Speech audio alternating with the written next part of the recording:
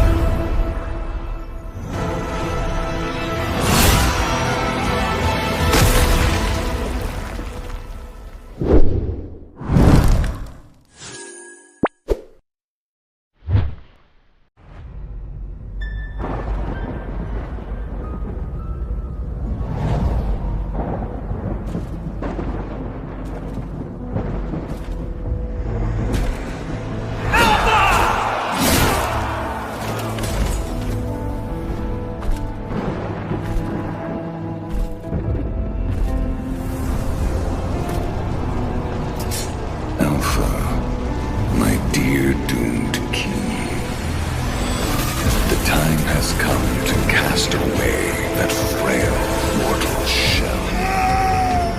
Join me in eternity.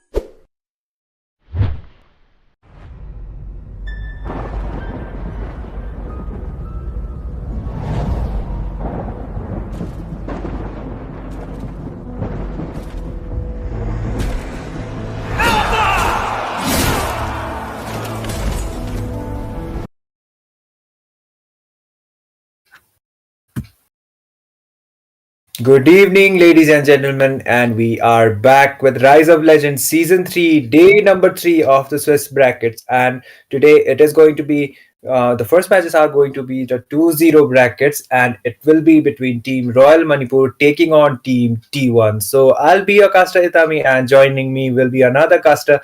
It is going to be none other than Justin. So, hello, Justin, how are you doing, bro? Hello Itami, thank you for the welcome and I'm really excited for this match. T1 versus Royal Manipur. It will be a hell of a clash, but let's move towards the draft. Yep, I guess the draft has already begun. So they have already banned out like the first heroes. That is the Jushin as well as the Julian, followed by the Granger too. So regular bans by far, and no flex, no respect kind of a ban. And I do see these heroes getting either prioritized or either banned from either of the sides onto the tournament as well as onto the rank sheens. I know, right? These heroes are really strong right now. I'm facing Julian 2 times in a row. Like you can say how strong it is, the Julian, especially in the early game, and also the Jukshin being annoying for the front laners. So definitely great choice to ban them out. But Suyu and Granger, the in the gold lane, Granger, yep, definitely dominating. Suyu, not to mention the mobility he provides along with the burst. It's not you cannot you cannot unseen it. But right now we can see CC is getting banned. Maybe T1 is planning to go with an Hylos or a Gatot Kacha pick in the EXP. Yep, the CC is quite acceptable, followed by the Suyoto. He is one of the best junglers, I would say, onto the current patch, and he hasn't got that, that much of a nerve. So he is still a valid jungler, followed by the Badang 2, a flex back, like flex ban coming up from the side of Team Royal Manipur. He could have been played onto the EXP as well as onto the roam position, but unfortunately for this game, we won't be seeing those wall as well as those first character plays coming up. So T1 they will be prioritizing their first pick. So as you said, Gatotkacha is there, Hylos is also there, or maybe they will directly go for the Golin or maybe the EXP. And as I mentioned, the Lucas also we mostly often do him see him onto the ban section, but for now he was unbanned and he is getting prioritized. He is good onto the jungle to onto the early phases as well as onto the EXP. Exactly, but Lucas is really strong. I would say that he could be playing the jungle as well. So it would be really exciting to see how which role they will be go. And people are actually combining a support hero with a Lucas, and it works good. But it seems like Kalia left open, Oh. and they will Royal Manipur will not leave the opportunity to get it on just side. They will be locking it. Oh, Karya, we completely forgot about it because, onto the tournament scene, she recently got open. So it is kind of acceptable. She gets left out sometimes, but it is not a good idea to give the opponent team the Kalia because she is really hard to deal with, and those body slam plays can be the playmaker for either of the sides, as well as not to mention the heels coming up from her can be quite nasty. But they have decided to respond with the Florin as well as a Sicilian. But for the Lucas, they got the Valentina for their side. So Royal Manipur, they are drafting it out quite, smartly. Absolutely, they do not want to lose. They knows what goes that will run in this match. But like I said, some people are using the support with the Lucas, and there we go. We can see a Florin been locked. So the question is, the Valentina might be the kryptonite for this Lucas. He have to be really careful with that. But we can see Moscow is getting banned. What they are narrowing out the hero pools in the gold lane sector, it seems. Yep, against the Harith, Moscow kind of works out. So that might be the reason why they have decided to ban out the Moscow and give me Savage. He is not that comfortable going up against the Moscow. So maybe they have just decided to ban it out. And the Phoveus too, the Phoveus, he could have been a lot of a sustainable kind of a fighter for the side of team T1, but unfortunately, we are still seeing the Lucas EXP. It could have been going to the jungle too. They might have presumed that. So that could have been possible, but it is for now, it is the Lucas EXP. So Phoveus ban, it is kind of acceptable, but it is, more of a situational kind of a ban because we don't see that hero getting banned quite often. Exactly. I mean, maybe because of the Harriet, they are particularly targeting that hero. But right now, we can see Oh, the hyper picks, the Hayabusa has been locked. Sicilian might be able to sustain it if he has, if the team has a better goal ratio. So, but in the other scenario, this Hayabusa is gonna have a lot of fun against this Sicilian because he will be diving right into it, and the damage will be pretty insane. Are we gonna see another mage in the goal lane against the Harriet? That's the question here. Lunox against the Harith onto the Goldeen is quite good, but we haven't seen Lunox Goldeen for such a long time. So Yeah. I'm not so sure how it's going to be working out because Harith, he still has, in terms of the meta advantage, I do believe Harith is more meta compared to the Lunox onto the gold lane. But okay, still. Pride has decided to go out with the Lunox. It can be the comfort pick. That is the reason why he had decided to go out with the Lunox pick here, but we are yet to see how it's going to be working out. The final pick for the side of Team Royal Manipur most probably should be an EXP laner. The Kalia could go to the EXP too, but I do believe she is better as a roamer at this point. Absolutely. I mean, the diving and pickup potential of Kalia is absolutely insane. It's really hard to predict sometimes, but right now we might see an Kalia EXP because the chip has been locked from Oh, the side of Royal Manipur, and the draft has already been completed. Alpha and Florine combination against a front laner and an assassin. It's gonna be a fun match to watch. But Itami, I'd like to ask you, which draft do you think might have a better chance of winning this one? I do believe that Royal Manipur's draft, it looks way advanced compared to the side of Team T1. T1, they have decided to go out with their comfort picks, but comfort also it sometimes works out as mastery over meta. These heroes are mostly meta, but against Royal Manipur and their composition, I do believe they have their pickoffs too. Like the chip, he could do the initiations as well as the Kalia they have. So they need to play it out quite safe onto the early phases of the game. And for T1, they had the Matilda open as well, so still they decided to go out with the Florin. So it might be a comfort kind of a situation, but still I do believe Royal Manipur will have quite of an advantage onto the early as well as the on to the mid phases of the game. They do T1 does have the Lucas 2 for their side, but it all depends upon the execution at this point. Absolutely, execution part. But right now, it seems like we are into the land of dawn. And are we seeing a pause already? Maybe the team has asked for a pause because they might be restarting their phone or they might be facing any kind of lag. So definitely, Rise of Legends does provide you to perform the best. So let's see what will be happening. I hope the teams resolve their issues as soon as possible. But till then, I'd like to say the Lucas have to be really careful for this Valentina first, as well as the Sicilian. The scaling will be absolutely danger in the late game. So definitely Haya might not be able to burst it out, especially if he goes with a Winter Crown or something like that. But a Lunox against tanky frontlaner, that is the Kelia as well as the chip. It will be a fun match to watch against. Even a Harriet is there. He using the flicker to evade the dark form of the Lunox. So it will be a fun to watch how things outplay from both of the sides, right, Titami? Indeed, Team T1, they are prioritizing the comfort, not the comfort actually, but the counter kind of a because against Harith, Lunox kind of works out. But as I said earlier, that gold lane Lunox, we don't see her often. And I guess this might be the first time onto this tournament too that we are seeing a Lunox gold lane. So Harith, he is quite doing really well. He is one of the S tier gold laners onto the meta. So acceptable Harith pick, but Lunox, how well it is going to be working out, that is going to be the main question here.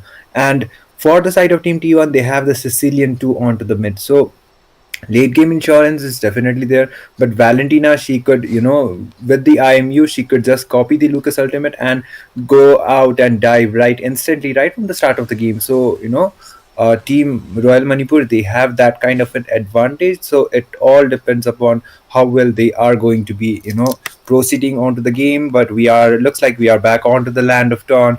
This is going to be the 0-2 brackets.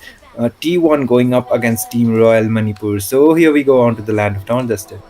Absolutely, it will be a fun match to watch, and already we can see both of the junglers are going to the boss, to the farming area to catch their aggro. Right now, we can see both of the junglers are planning to rotate to the goal lane first, which is the standard rotation so far. But right now, Sicilian a bit late into his lane, but he will catch up to the minion without any issues so far. Chip giving the vision of the buff about telling a lot about the rotation to the Hayabusa, so he will be ready for the alpha in the top lane for sure.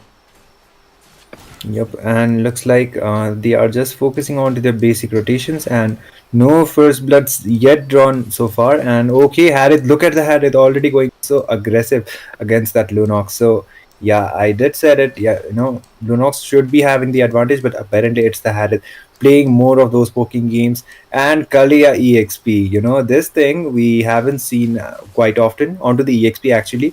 Whenever she's open, she's prioritized. But okay, there might be a gang coming up onto the top. Pride is getting quite poked down. Hayabusa doesn't has his Ogi Shadow kill. The Spear of Aspa was also used out, but still no treats by far. Chip is trying to initiate. Okay, Bedrill will be able to escape somehow. He was one hit away, and still okay. The flicker has been used out, and that will be your first blood. That was a good trade, and Hayabusa dives in with the OG Shadow kill. 2 for 0 trade for the side of Team Royal Manipur. But okay, one Harith will also go down, but still, I do believe Royal Manipur got the trades they wanted. Absolutely, 1 for 2 trade, not bad, not a bad start for Royal Manipur right there. A goal later as well as a Roma, but right now Alpha. Spear of Alpha comes in, but Lucas was able to sustain it out. Somehow, Biju Hunter will be taken down onto the process for that overextension. The Terrify was also there from the Valentina. Looks like the turtle has already been spawned, and T1 will be the ones apparently contesting the turtle first. But okay, they are aware of the consequences that Hayabusa can go out with the shadows and do a clutch retribution steal. So that is quite possible, and looks like they are starting it out. Robert is trying to initiate, and looks like the shadow has been used out once again. The turtle has been reset. This bat feed's coming up from that Sicilian. Lucas goes in completely. He is trying to go in with the beast form, but the turtle still being contested, and Momo will be able to get a kill as well as the turtle being slain. The Alpha goes down, and they are able to find those plays. Chip with those teleportation plays. The Zaman force being used out by the Beretril is able to sustain, but no. Biju Hunter with a really good dive, and that will be another trade for the side of Team Royal Manipur. Damn, what a presentation of macro has been showed there. Hyper has been taken down before the turtle's mark there, and boom, easy turtle, easy trades, easy kills. Team fight has been won by Royal Manipur. Great initiation by Biju as well in the scenario, but right now in the goal lane they are planning to squeeze the farm out so that the Lunox might not become the monster they want it to be, because after the late game mark, after she gets the item, she will be hurting like a truck. But right now Alpha, he's not doing much, but right now Sicilian.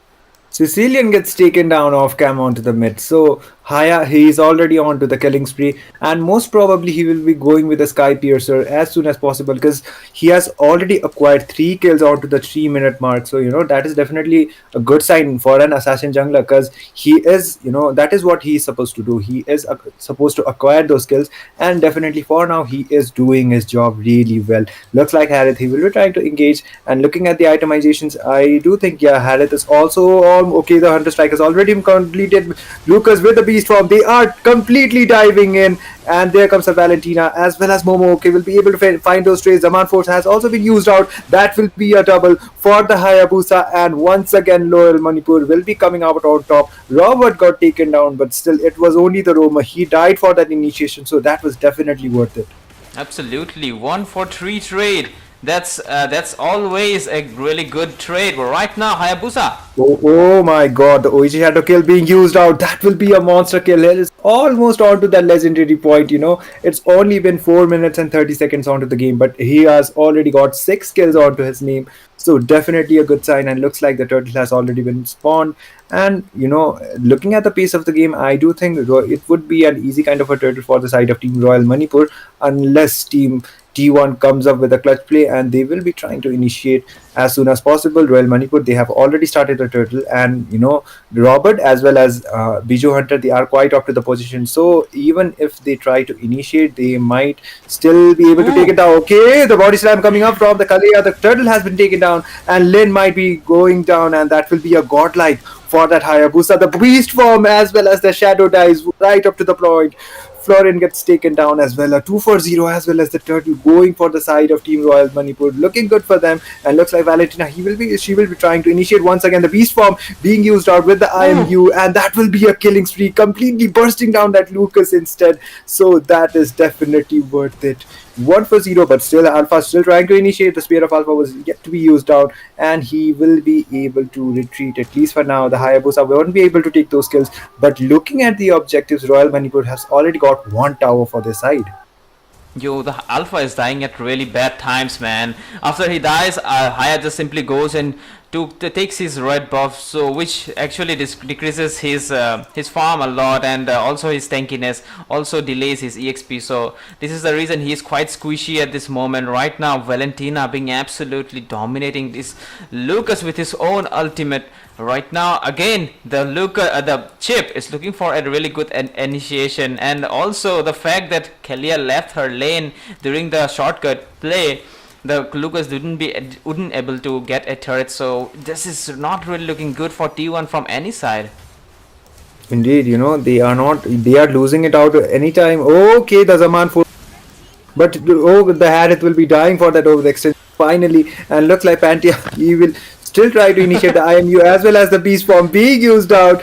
And okay, the Lucas as well as the Valentina going 1v1. The body slam coming up from that Kalia, and they will be able to take down that Lucas. Hayabusa with the follow up as well as the legendary going for his side. That will be a 1 for 2. Once again, favorable for the side of Team Royal Manipur. They are still trying to initiate, but looks like the turtle will be spawning soon, and they will not be overextending any team fights. The light form right up to the point.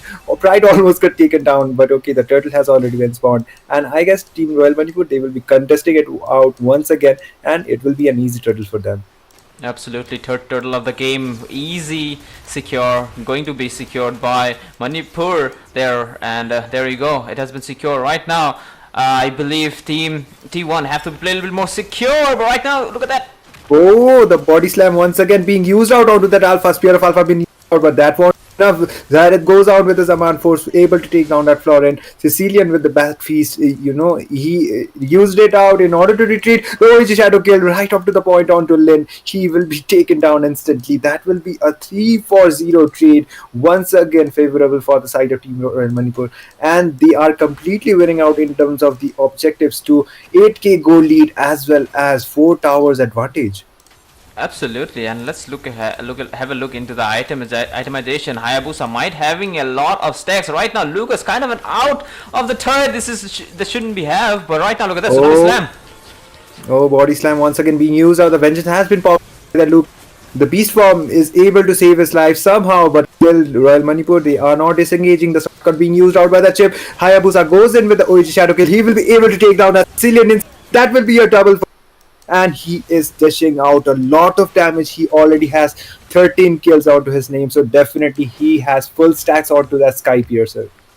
Absolutely, and let's confirm that and look at that. Okay, he need 2 more kills for full stack, but right now he's trying to fill it out, but yep, it is what it is. He will not catch the shadow. The shadow's range was not enough, but still they are ahead of lot of farm. Kalia looking for an opportunity for a perfect tsunami slam.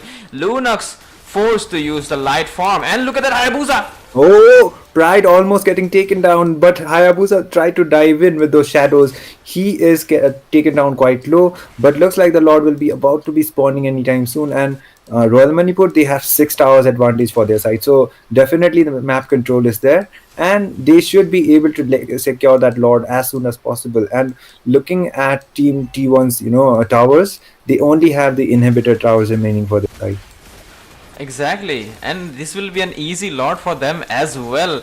But I guess the reason Haya didn't ult it there, even he had there, because he knew it won't be enough to retreat after the ult is over. So definitely he didn't wanted to give away the bounty to Team T1. So that shows how disciplined these people are.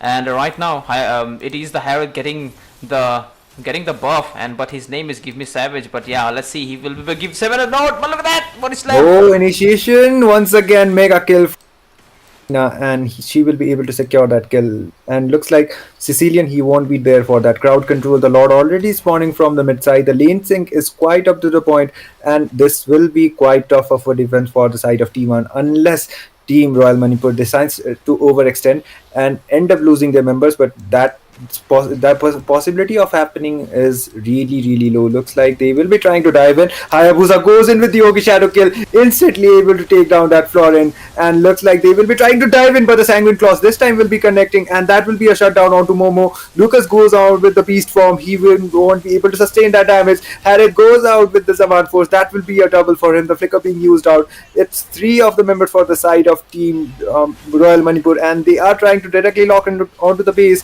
and looks like the light form being used out. That will be a mega kill for that Harriet. The base is wide open. The minions are also there. They are trying to just lock in onto the base, and they might be able to do so. They are just 1 HP ahead, and that will be over for the side of Team T1. Royal Manipur with the dominant victory. Absolutely, what a dominant victory coming in from Royal Manipur. Damn, the precisions were pretty cool, man. The Hayabusa early game domination into the mage, as well as the jungler getting the kill into the alpha in the early game, in early phase of the game, especially in the turtle area, was one of the key factor from where they have started to snowball them, and they just didn't lost the lead from where they just caught it. The grip was still pretty tight, but right now Royal Manipur will take the W. Harriet, let's look at the damage. Yep, 20%, but still Hayabusa was the matchmaker, was the game changer. Not the game changer, but yep, game maintainer, I would say. 34% damage, pretty insane. But Lucas did try to do something for the team. Alpha didn't got any chance to do any kind of magic into the game, but yeah, it is what it is. Team Royal Manipur will take the W for this one. Yep, and it was the Hayabusa with the MVP, but I do believe the Kalia with those body slam plays was the playmaker as well for the side of the team Royal Manipur. Overall wise, everyone deserved the gold, I do believe, and Chip with those teleportation plays were up to the point. Valentina was a complete kryptonite for that Lucas. So even if the beast form was being used out, it was Valentina that was sustaining more, and she was able to get those trades more for the side of team Royal Manipur. So an easy victory for them, and Royal Manipur, they will be, they will still be surviving onto the tournament, and T1, it is looking pretty tough for them, and I do believe they might be eliminated anytime soon. Yep, that's right. But right now, let's we have one more match up incoming. I guess this is a best of three match, so let's see if they will be able to do a Yep. comeback or not. So yep, we will be back after a short break.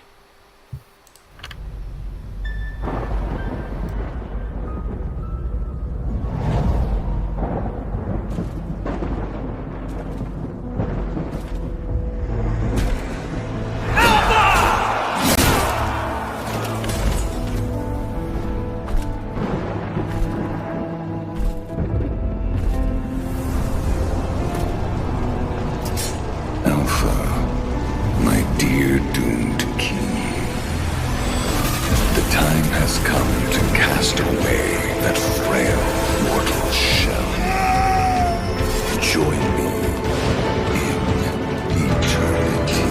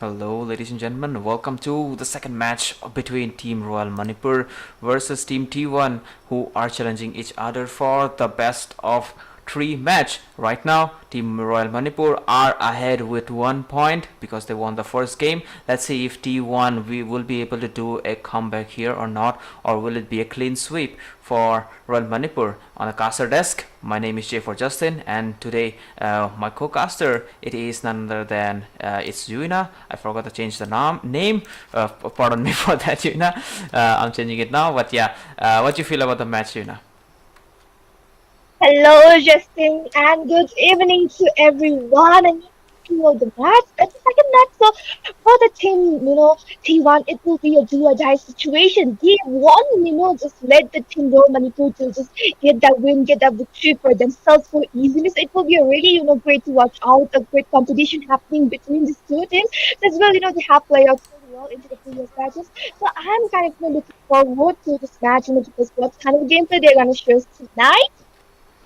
Yeah, let's see what kind of gameplay they will show us tonight. And so let's looking at the bans. It looks like Granger will be banned again from the side of Royal Manipur as well as Suyu. Same ban as the last game, and also Kalia will be banned this time from the side of T1 as well as Chip. Definitely because Team Royal Manipur definitely rocked with those two heroes in the last game. So great choice to ban them out, you know. Well, that's true. That's true. I mean, there is a band coming from the team T1, and right now, let's see which hero will be getting it because there is Christian. And I was thinking about this lady, with the lance, and she has been banned out. I mean, you must ban this hero. Okay? Like, if you want a really good team fight, a really good match to go in that way, because if she's there, she is gonna push a lot with the lance play, especially Timberland to get that farm onto himself to level up to get the minions as well as the Carolina. It's just not a really good call for you. And now the T1, they are thinking to plan out which hero. Maybe the Sicilian can be the one, or maybe there is a Joy, Fanny, or it can be the Hylos also. And I can't forget about the Harry. I mean, he is dominating into the goal and his damage, potential is so good. I mean, whenever I see Harry, I'll be like, nah, hell, I don't want to face that little monster. I know, right? His Harith is really strong, but right now we can see the Badang has been logged from the side of Royal Manipur. He has the chain CC. A lot of OP heroes are OP right now because they have decided to ban one of the non-meta hero. That was the chip, but still he's strong. I'm not gonna lie, but right now we can see T1 will be locking, might be locking the Lucas, but no, it will be the CC and Florin this time. Well, interesting things are coming in. I'm seriously understandable, against the Batang because the Batang with the combo, with putting with the flicker will be, giving a really hard time. But the CC will be also giving a nice, torture to the Batang into his lane because the CC with the Boo and Boss having that moment advantage as well the Euro beat tools out as a damage she has. It's really great. The Cotton Toss will be ready for the to fight. We just gotta just slow down the moments if it's catch the two or three people with a really good amount of time to just get some kills or maybe just poking the hyper and as well, the boxing also can go from the pack as well. There, the weight can also just come into the fight and there is a like a screamer. All right now, I mean, George hasn't been. I mean, it's a good thing. Like if they have a strong tanky kind of a EXP laner, but right now they have this season, so I'm kind of confused. Like if they have a utility jungle, it will be more far better with the Florin. But like they have to really play out carefully whether it's gonna be a really good tactic for them as strategy. But if it doesn't work out, it will be a really worse thing for them. So the decision will be kind of 50-50 chances for them. Exactly. Right now we can see a 1-1 coming in from Team T1. That's kind of a non-meta hero, but right now against the Moscow, the 1-1 might work out, and he might be really confident that it will work. So yeah, so far it's all fine. Hayabusa will be banned because last game we saw the Royal Manipur were rocking with that Hayabusa. So great call to ban it out instead. Right now we can see Sicilian has been banned again because he is pretty strong, and the crowd control as well as the sustain of this mage is pretty insane, so he doesn't even die pretty easily. Right now we can see Panty will be locking that Valentina again, and to nullify the Lucas pick that might come from T1. So great choice. Right now we can see T1 is narrowing down the hyper picks that might come from Royal Manipur. That mm, by which we can see that the Joy as well as the Hayabusa is getting banned. Right now let's see what will be the last ban. It has to be a mage or a jungler. So let's see what it would be. I am more That's the thing, and right now Julian getting banned is kind of understandable because he's standing in the meta and his top is so good on this point and he doesn't even need to reach the level 4 compared to the others. And this is really good. He can go with that kind in the combos, damage he does, the dashes he has also it's really amazing. And also, right now they have to pick a really good mage and they are showing up the Vixen. I'm get mage this kind of like can't believe it has such a big this escape from the time. situation. And right The now they are choice is picking up mine. the favorite. I mean, understandable the like with assurance. It can be. I know this morning like will be a really painful to with the boost of the damage as well. With the wishing lantern, he will be dealing more damage. And looking onto the Team Royal Manipur, they are playing with the Fanny Pig. I mean, she wasn't bad out. How can they forget this? Mobility playing with the cables, the control cutter. It's a lot hard onto the Team T1 as well. The Khalid has been picked in, and he is going onto the row position, or even the Badang also go. But I guess the Khalid will be more better because mobility in the rating stands for being really good into the team fights as well. And they're showing how the problem Kuba jungle. I am kind of surprised here. Yeah, they might be planning uh, to um, to catch this Fanny, because Fanny might not be able to kill the Popol Koopa, since he has the shield. The shield he gets from the second skill, or it might be a Fredrin, which I will highly recommend. Fredrin is a really good jungler, especially when there is a Florin, and also there is no tough front laner in the side of D1. So Fredrin, it would be absolutely nice in the side. So far, looking at the draft, both of these drafts are looking really strong. Especially T1's draft this time is really looking good. What do you think? What do you think, you now? Which draft might have a better chance winning this one? Right now, looking on both of the casting, it looks pretty good. But the thing is, the team T1 needs to be really careful of their, early game stage because anything can happen. And having the force, she will give the same amount of skill when she got that. Two of the items of that's the price time as well, and they're also giving us slow, but we need to really careful because if the flooring gets down again and again, it's not a good spot because her healing her supposed to be there. She's the roamer and she's not a frontliner, and only there is a red ring to soak up this damage because she is a tiny tank healer, but CC is also there, and CC can do damage, but still the same move is little less compared to the static and also the tank. So you need to be really careful of the industry how they're gonna do. Yeah, absolutely. And the draft is already been completing. We will be going towards the Land of Dawn anytime soon. I hope everyone's loading speed is completed, and boom, we are already into the Land of Dawn. And this is the last chance for T1. Do or die situation. They have to come up with something good. I mean, they have to give everything they got if they win. If they want to stand strong and challenge Team Royal Manipur for the best of 3 match. And yep, this is Rise of Legends Season 3, and presented by Blank Esports, powered by Yama Esports and NXM Gaming Association. My name is Jay for Justin, and Yuina, we will be the voice for today's match. Right now, look at that, Raw Bird doing the invading part from the side of Royal Manipur. They are going for more. Definitely, and the moment we getting the first let to throwing what there's the table in that, so the damage also the inside the carry place inside the flooring, as well as Khalid doing a great job in kind of invading all the defense stuff. I mean, that is the thing you have to Khalid. When you have him into the game, it will be invade coming in as well. You can literally go a target as well. You have to also stuff. It's really good, so happy with the base. Yo, what's wrong with the Fredrin? Why is not trying to get his buff done? I mean, he can absolutely sustain. He can absolutely tank that. There was a Xavier to give the support, but I guess this guy is in a bad mood right now. But it is what it is. The buff is gone. He is being snowballed hard right now. Fanny going for 1-1, but it seems like both of them are safe so far. Definitely, and right now Fanny is going to space and get her HP again, and right now wants the bottom lane. It's CP and the Badang is having a good time. The Euro is kind of poking into the Badang coming in from the Team Royal Manipur. Absolutely, really nice rotation coming in from them. But it seems like they are going for Robert is going for the Fredrin all the time, not letting him farm in peace. And Lind, he is being absolutely.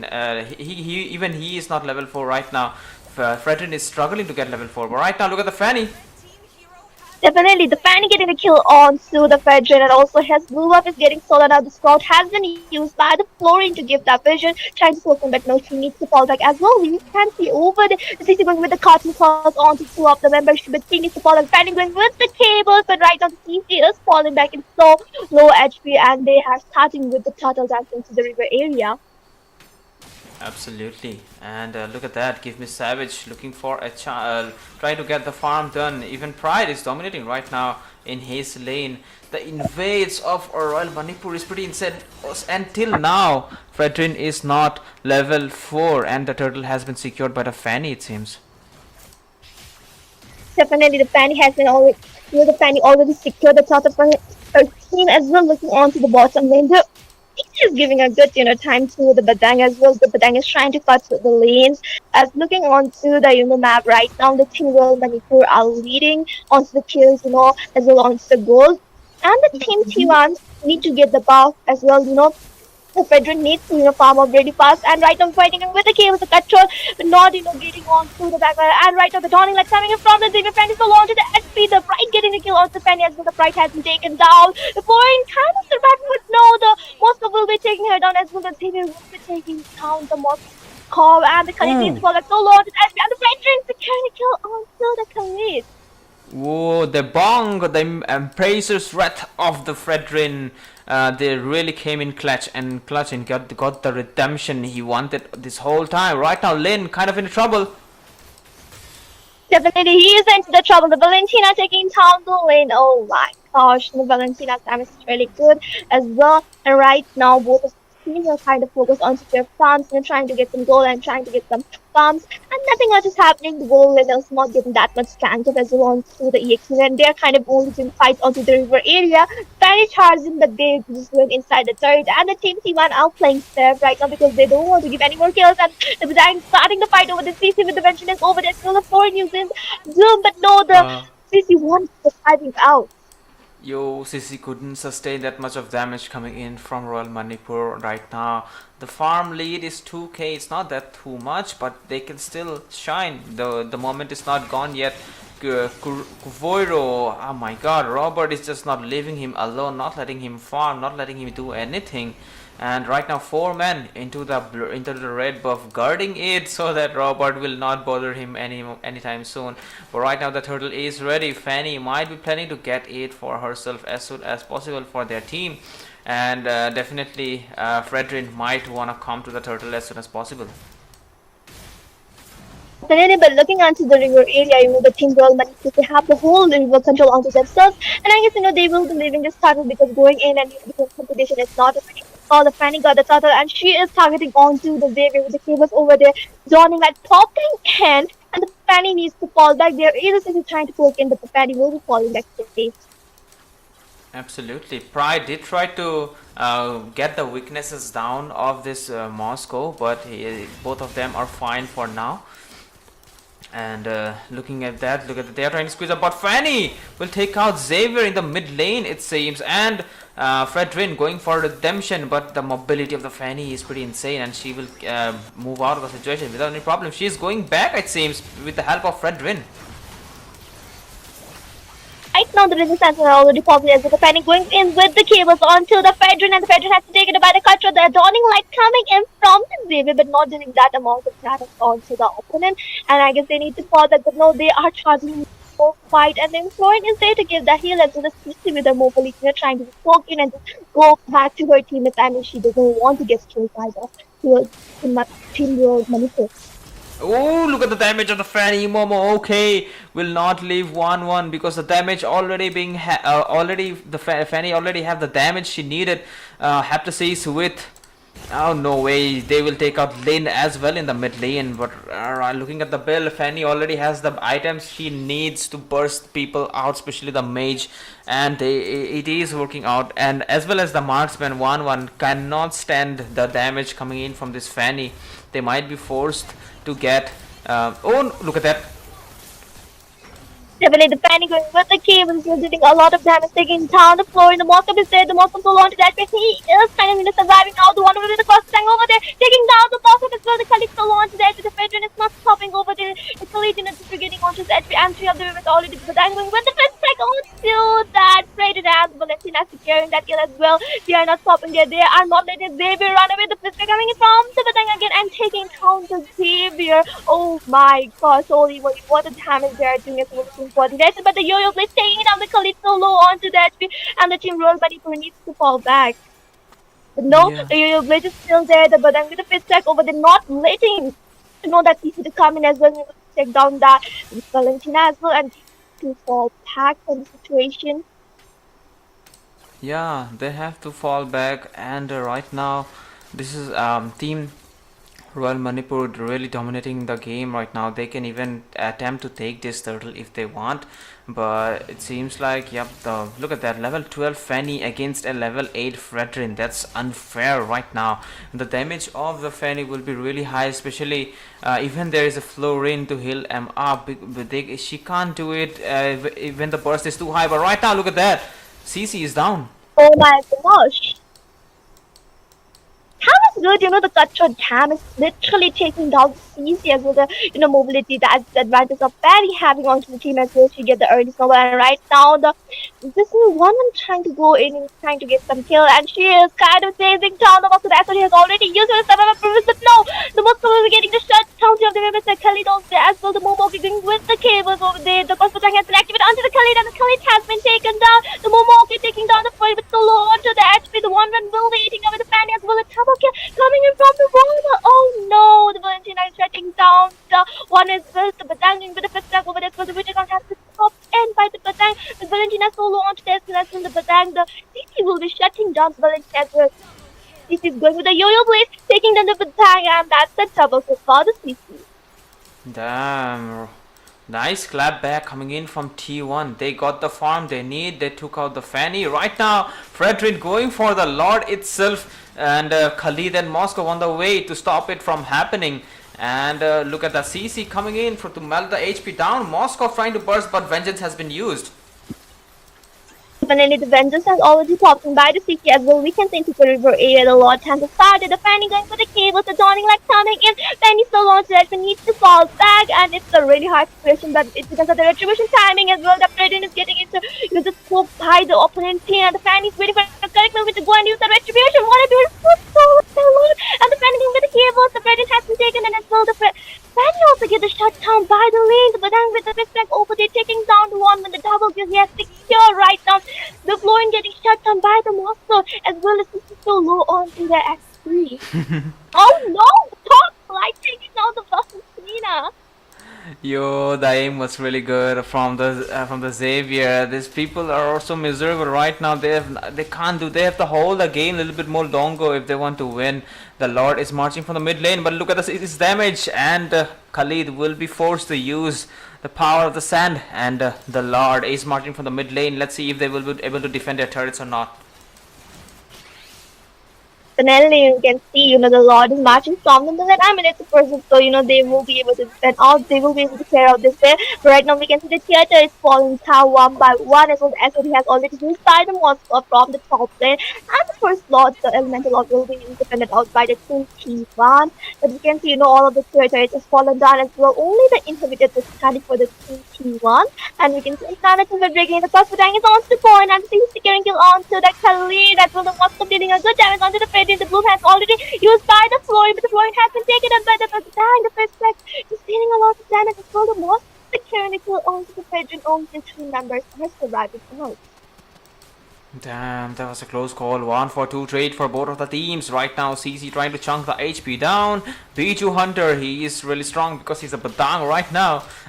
And looking at the build, he is going with the tanky build, even with an Oracle for some extra shield on the second skill.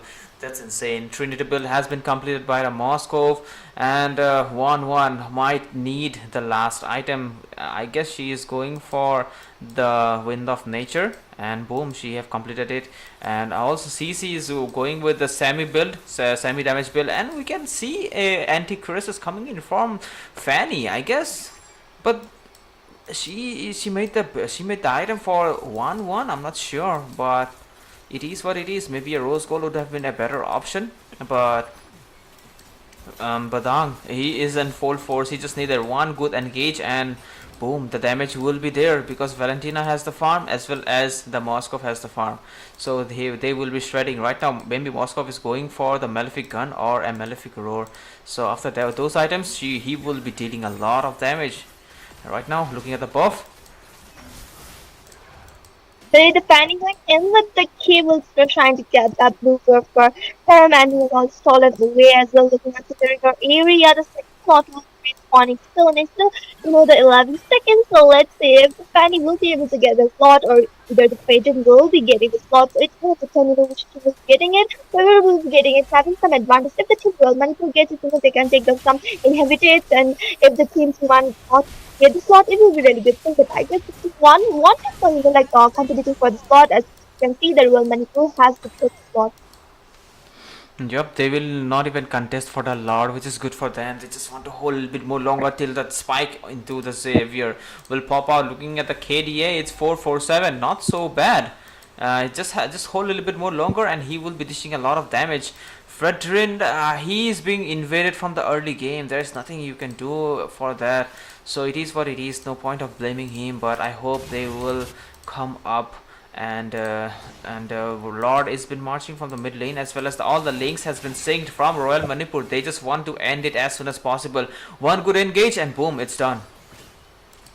Definitely, that's true, and we can see a lot marching from the movement, and the CC is there as well. They are trying that how the Lord is there, trying to take South inhabited as well. The fanning going with the cables, the Midland inhabited has fallen. As the Calypso launched that with the dawning light coming in, oh my god, the Calypso survives out there, and he's using that, the Regan onto himself, and only the one inhabited as done, but the team they're getting a lot of pressure right now. They need to play out very safe, they need to at least get, 3 people down of the team well, but who's can get confirmed and take up some clear territory is very important for themselves.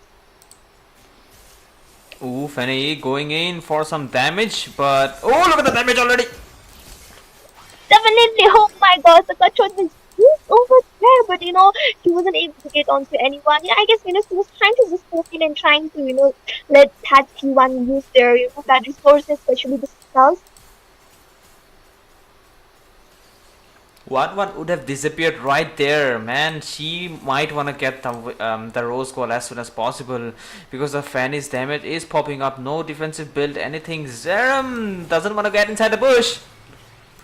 Definitely, oh my god, a lot of damage coming. The Rob were taking down the CC over there. I guess she doesn't have that vision on stuff, and she is an exponential. She needed to take out the bush, and she got into the trap. I mean, how was like CC almost got a heart attack in that situation.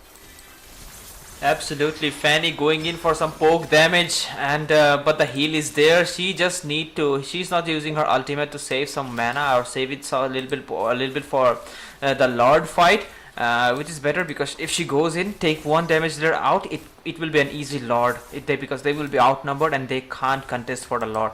Right now, she is planning to get her HP back into the shape. And Moskov has already completed the build. 1-1 need the last item, and I believe Fredrin 2 might wanna get the anti-crisis, but right now Winter Crown. Okay, the Winter Crown has already popped with the survivors, but the first attack has already been used by the one, and oh my god, the police going in, the Moscow dealing a lot of damage. The Bloom has already popped in by the floor, the Frank going in with the cables as well. The Cutlass has popped in, the Twitch back coming in from the Batang. The CC is launched as well. The Batang, the Dawning Light coming in, but not able to get on to the Batang. I guess the team needs to fall. Oh my god, the Pride taking down the boss. So that is not a really good call. One of the members go, and the damage player has to take it down. They need to fall like as well. The Dawning Light coming in from David. This is taking the damage. It is doing so well by the team Siwa. Oh my god, the Cotton God has been called out on the Batang as well. They will see he's running out as well. The Bloom has been killed. They have to begin the XP. Oh my god, the Dawning is as well. The one more definitely the damage taking down the Kalita. Oh my god, we're going to the game and then taking down the floor. It's a double kill by the Moba. Okay, beautifully onto the Xavier. The cables are on the point. The one that is taking down the double kill by the Moba. Oh my gosh, the one is not able to take down the Valentina. And the CC has already turned for her. Oh god, oh my god. The Moscow with the basically damage that he wants to see. He has emotionally on her, and the Moscow is trying to take stab, not for the team as well, only the CC and the Moscow to survive. And the minions are dead. He needs to clear that minion wave as well. The Moscow is taking down the Lord. Oh no, base is so low onto the point. He needs to clear all those minions. Oh. The base was 1 HP literally. Such a situation. Yeah, the Moskov got confused because everyone is saying do this, do that. He's like going a little bit there to go to the base, but again he's returning to the Lord. But yep, it was the best decision to get the Lord, and boom, it is done. Right now, looking at the BHSP, it's not that good. The Lord will march from the mid lane. They have to stand strong and defend this Lord if they want to challenge them for another Lord. Lind not in a good mood, as I can see. He's just standing in one place. But right now, the fan is coming for the blue of the red team. Jerem trying to zone her out, forcing him to go to her own blue. But SOD. They have used a contact popping in the time so great by the Xavier, but there's emotionality comes to the the multiple sections. I saw that, but I don't know whether it's going or not. Because the panic with the cables over there, targeting onto the Xavier with the cutter as well. The Lord is there. Oh my god, but the Xavier will be taking down the bullet, is panicking with the cables out there, trying to target onto the back line, especially onto the Xavier. Oh my gosh, the Pride taking down the Fanny. No, the double kill by the Pride onto the Moscow. The Lord also has been defended out. Oh, and the Lord as the emotional attack stopped in as well. The Bloom giving a lot of kill and the team well medical call tag. Oh no, this is not really looking good for them. They will just push the mid lane. They will not be able to end, but still they will get a lot of gold. A lot of items will be open for team T1 right now. They might be able to shine because Xavier will get the goal he needs, as well as 1-1. Look at them, they are in full force. They are furious right now. They want to end the game before this Moscow spawns, before the Fanny spawns. Going for the inhibitor turret in the mid lane. Badang doing a split push. Oh my god. It's on the turret, and right now but then yeah, the pressure with your own time and the panic with the cables over the Bloom has an already popped in fight of Florin to give that little right, dealing a lot of damage. Oh no, they're in the same town. The panic points was giving the mobility onto her as well. We can see the career as well, but I'm trying to target on CP, but the team T1 will be falling back because they won't take any risk. Absolutely, man. The Fanny knows the target. She was going for the Xavier, but she got taken out instead because the damage is already been spiked from the side of T1. Right now, Royal Manipur forced to defend their land, and look at the damage. God, as well, you're receiving a lot of damage. The middle has also been posted down in the city as well. When using the blow on the off camera, is a woman just taking down. Oh my god, the yo-yo blade taking down the college actually. The match for Yemen is going to see as one member. Oh my god, it's two members down from the team Royal Manipur, and because the base is still open up the team Royal Manipur, and right now they are not giving any chance of dawning like popping in. It's the panicking for the cables there, but no soul onto that speed. The Fanny needs to fall back as well. They are kind of really poking in the team, kind of really poking onto the opponent team as well. The Khalid has used that winter as well. The Bloom coming in, but the point will be getting the shut down. The boost are coming in from the Badang. This is taking down the full work as well. The Fred has been taken down. Only 3 of the members will survive from the respective teams. Did Valentina just used Frederick's ultimate? That was hilarious. But the minion wave is going to the base. But they just did the same thing that Royal Manipur, the same mistake that the Royal Manipur did. They should have waited for the Lord instead of pushing. Right now, 2 members of T1 is down and the Lord is there. So there is no retributal will come. It's just members versus members. Look at the damage.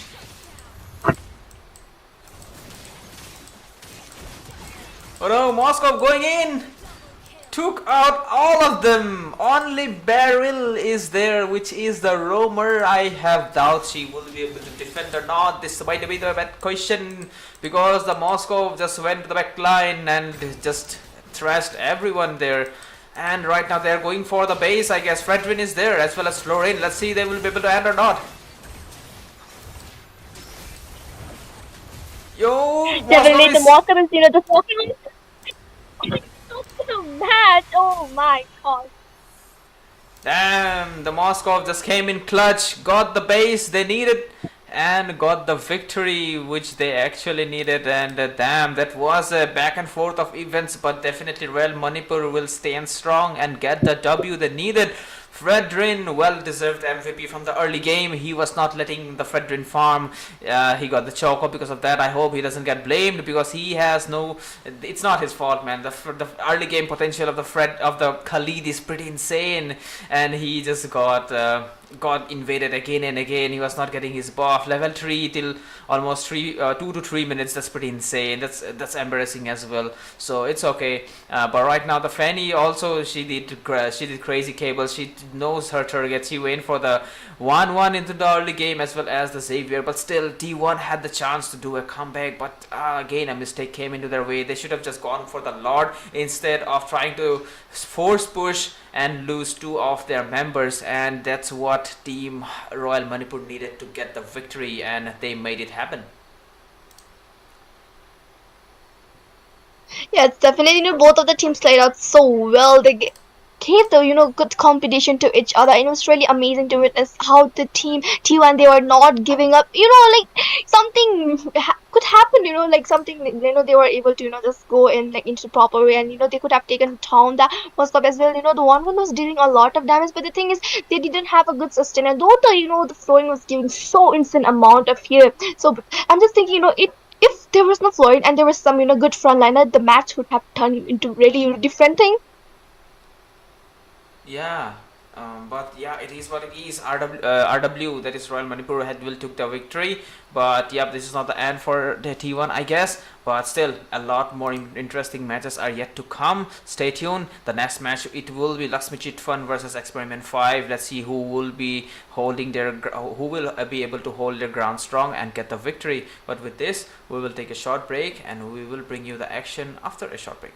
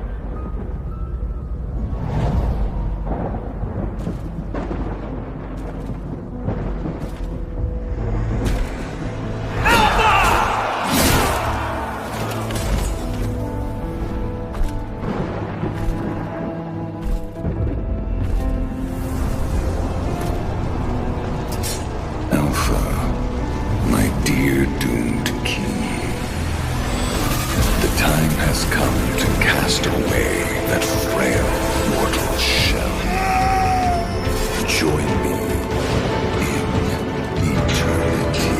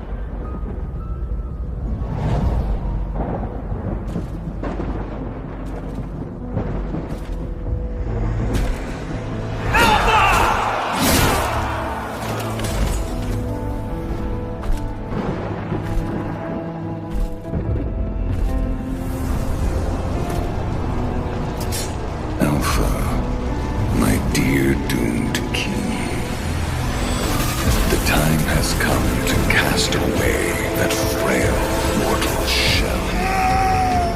Join me in eternity.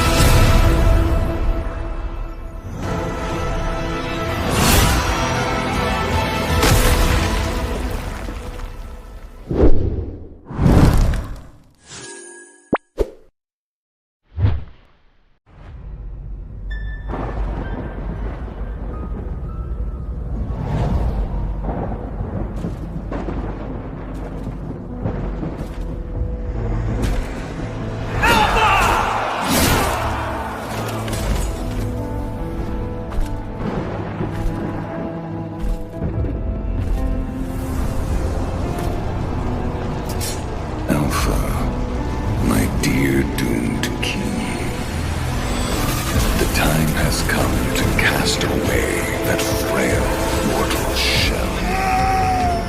Join me in eternity.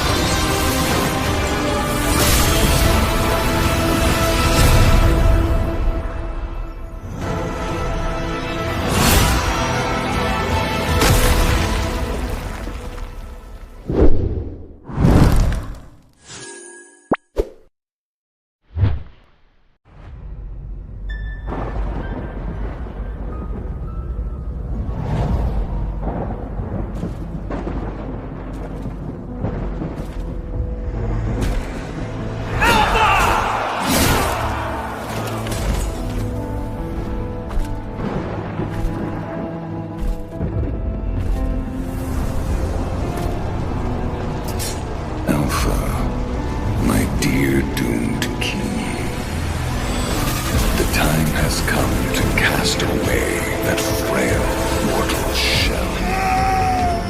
Join me in eternity.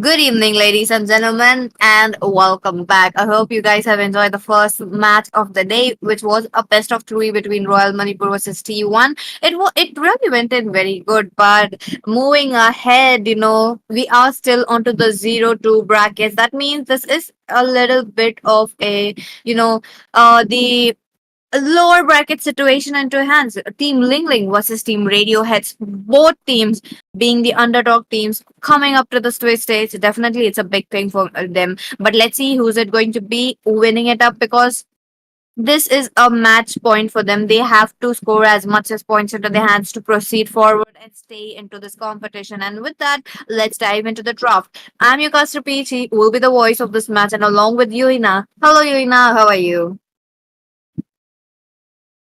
Hello, Pichi. I'm doing great. And what about you? I'm good. I'm good. I'm excited to see because both the teams being the underdog team, they have shown us a very good team play. But again, they coming to this bracket where it is a 0 to 2 bracket, it's going to be definitely interesting. Look at that, draft's already going on. Definitely, we can see, into the banning phase right now.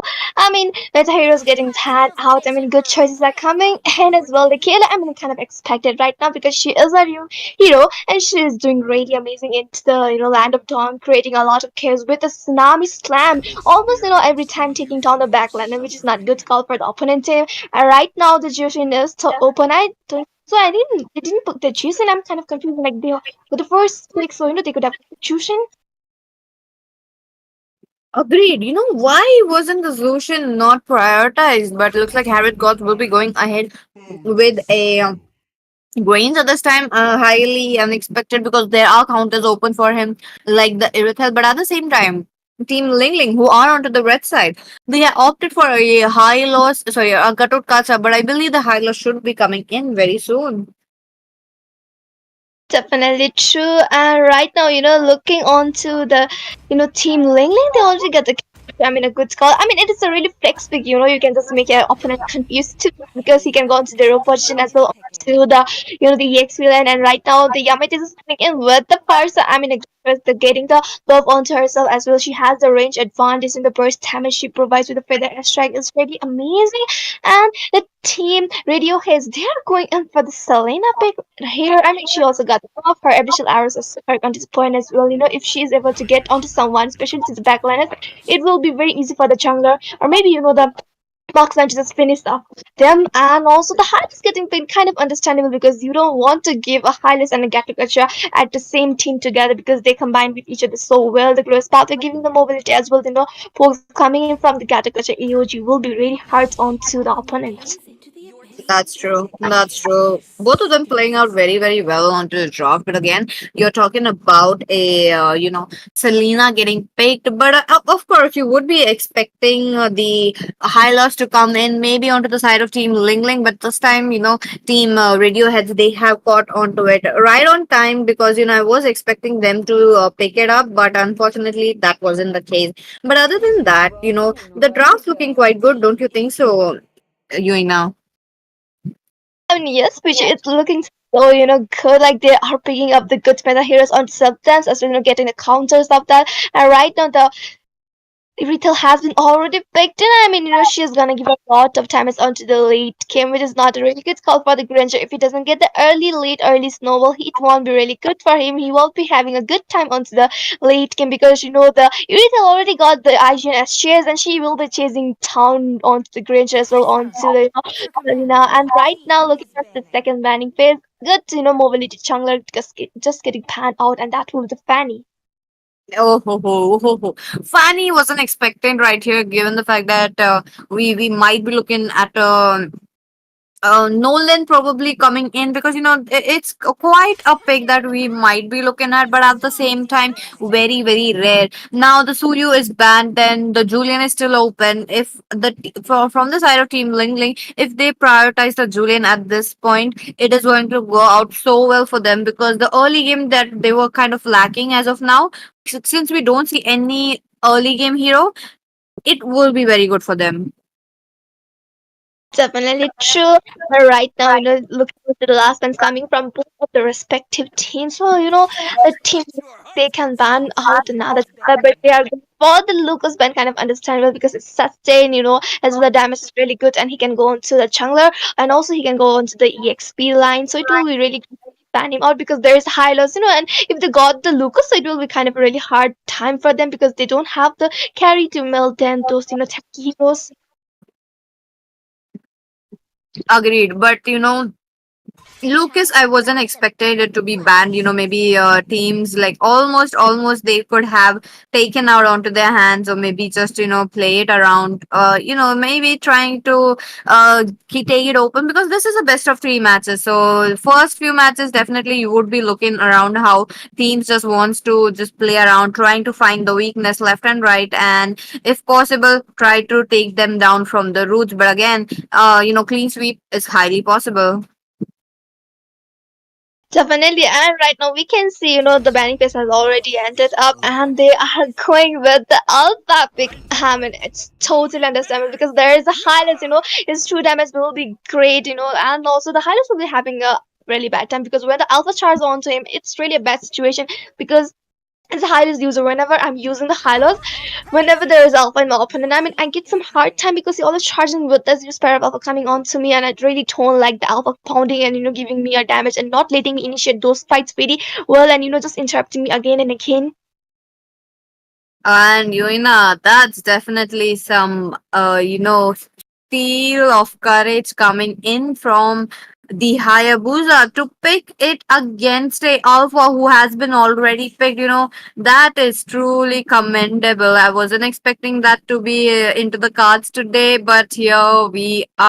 Now, again, as you have mentioned already, the Hayabusa will be having a little bit of a hard time, but I want to see how they will, help the Hayabusa to farm up, because he needs the farm. If he gets the farm, definitely the team's going to win. Definitely, team Radioheads will be trying to get 1 point onto their hands with having the upper hand onto themselves. But at the same time, what if they don't? They will have to try to push it to the third game. Same goes for Ling Ling as well. But this time, Yu Zhong coming in though, very big. But against a Badang, I'm not liking it.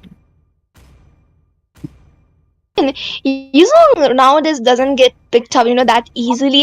But it will be kind of, I guess, they have some statistics, some strategy onto themselves. They are getting the Black Dragon, and it depends on how they gonna engage into team fight as well. Black Dragon can zone out into that Black Dragon form, going on and giving that stun, and also his passive is really great. But it kind of depends on the execution and who will be winning the lane and getting the level 4 and getting the advantage.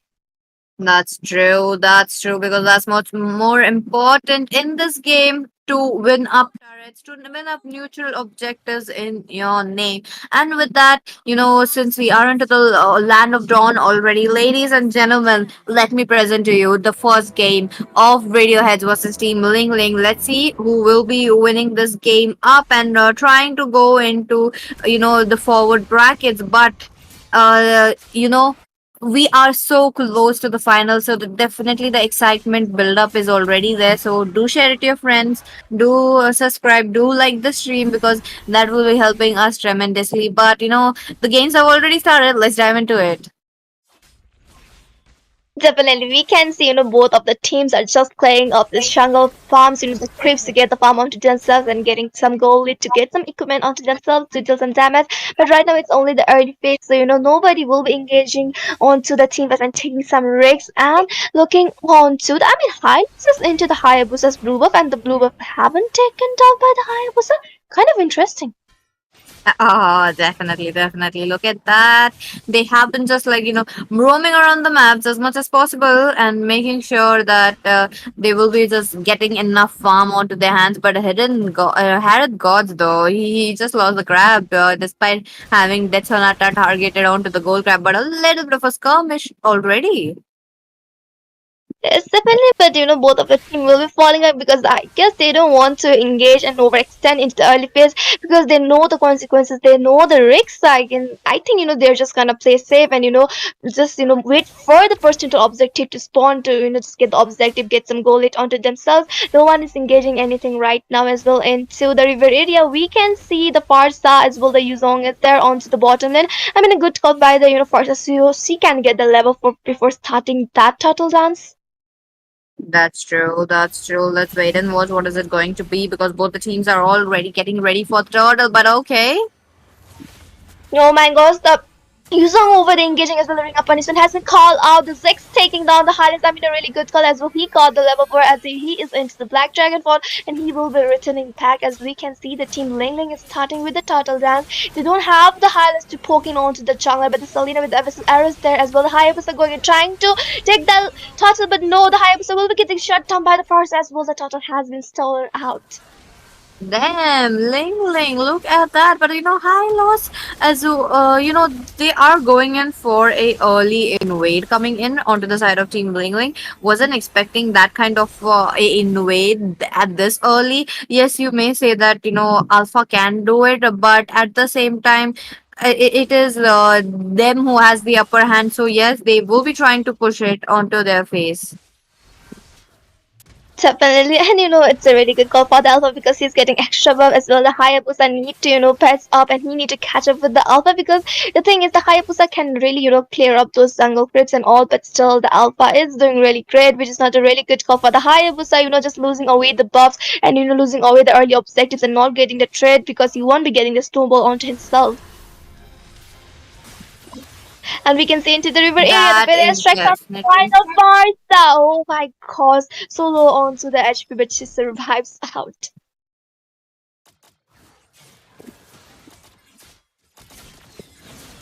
Okay, okay. They are just like coming in. Oh, okay. AOG coming in, not able to connect as the Alpha charging in the glorious pathway has popped in Hylas solo onto the HP. Oh my gosh, but Hylas as well the Granger survives out as well. The user into the Black Dragon form, not leading the Hayabusa to still with above and one with the Feather Airstrike taking down the Hayabusa.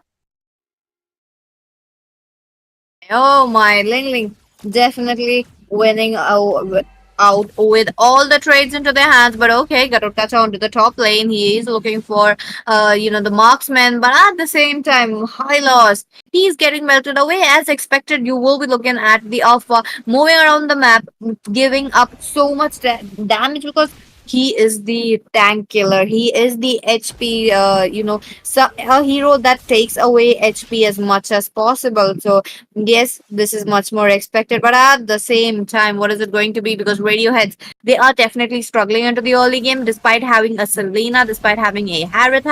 Sorry, not a Harriet. I mean Harriet God, like he's on the Granger. But at the same time, it is an Erythel as a counter for him.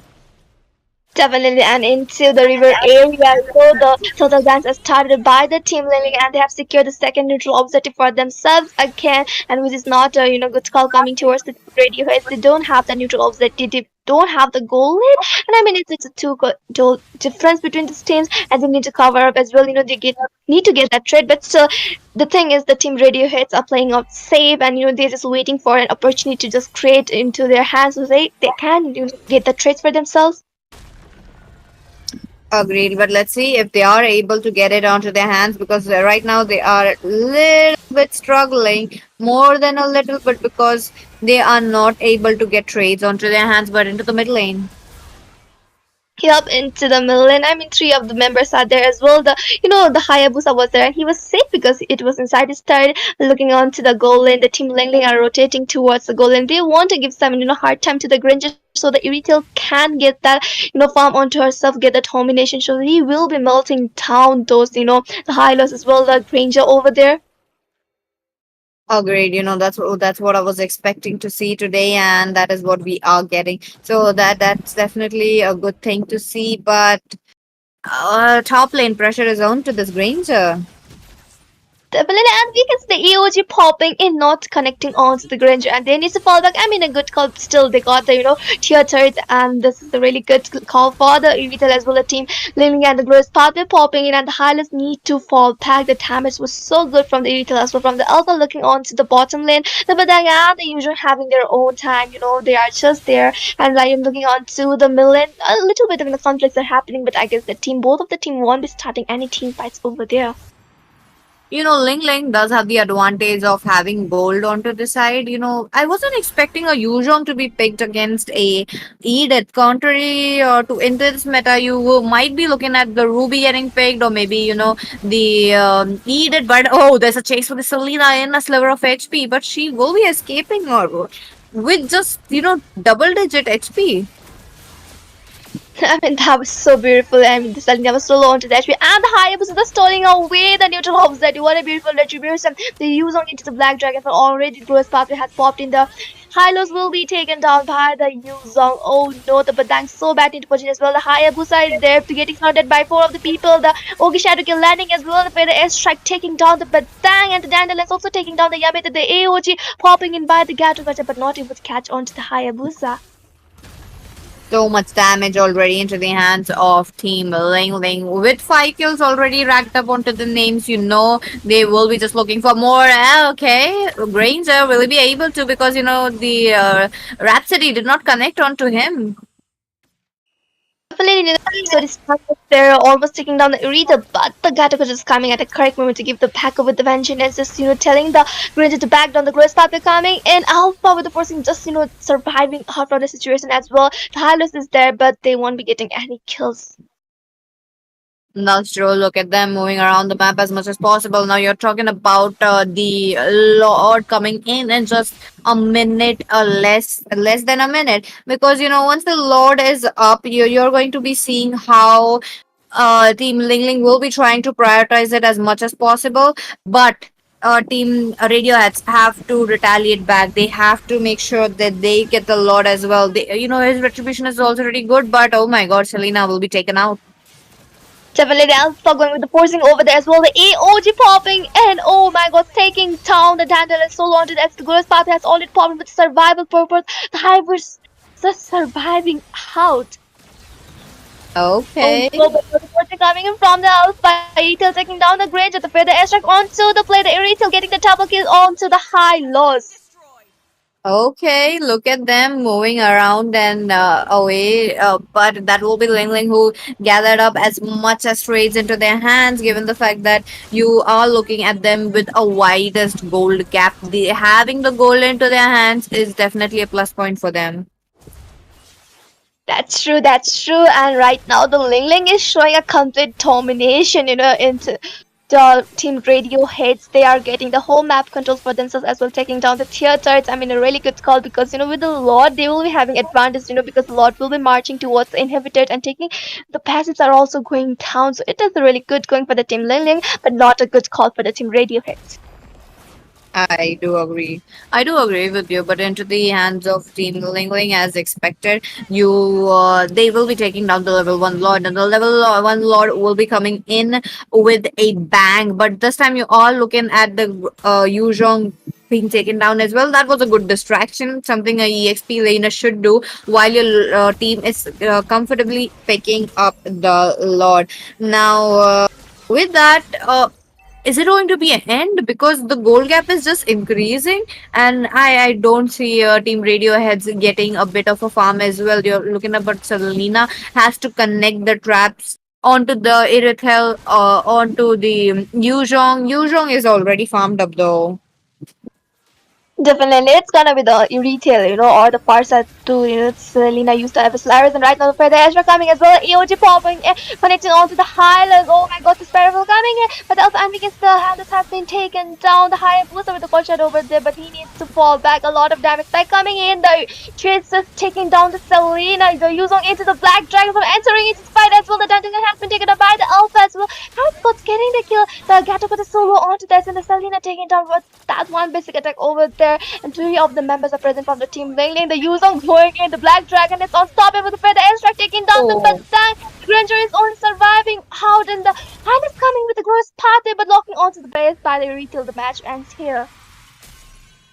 there we go. What a win from Team Ling Ling.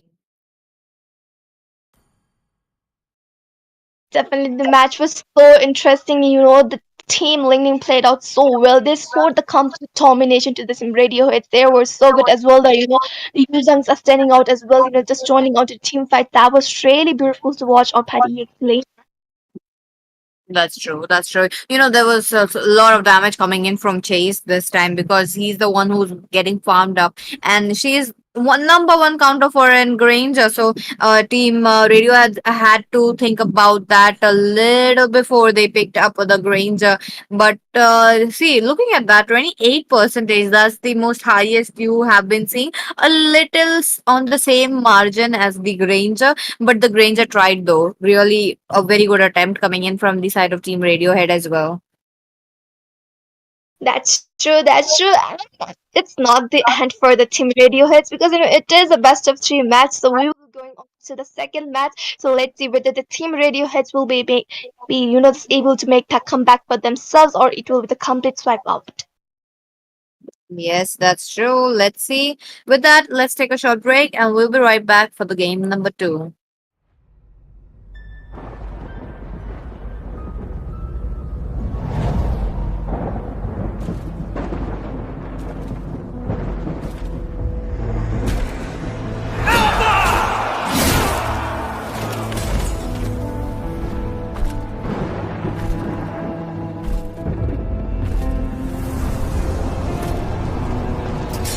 Alpha, my dear doomed king.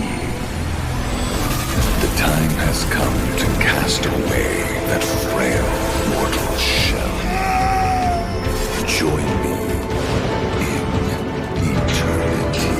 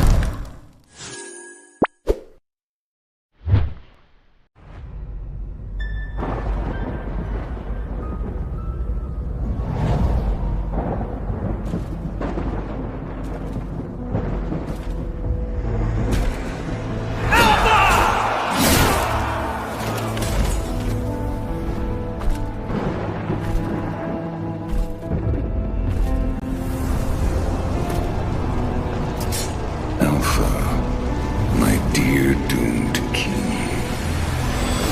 The time has come to cast away that frail mortal shell. Join me in eternity.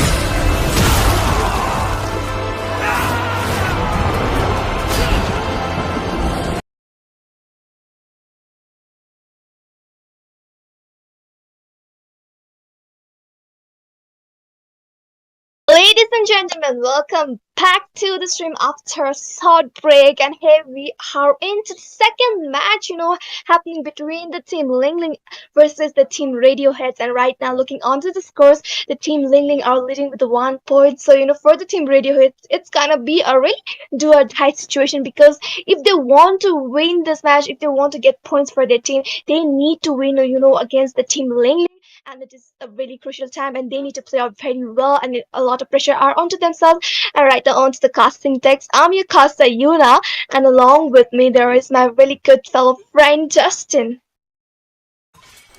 Hello, Yuna. Thanks for the welcome. And the draft is already begun. We can see 3 bands completed by Ling Ling.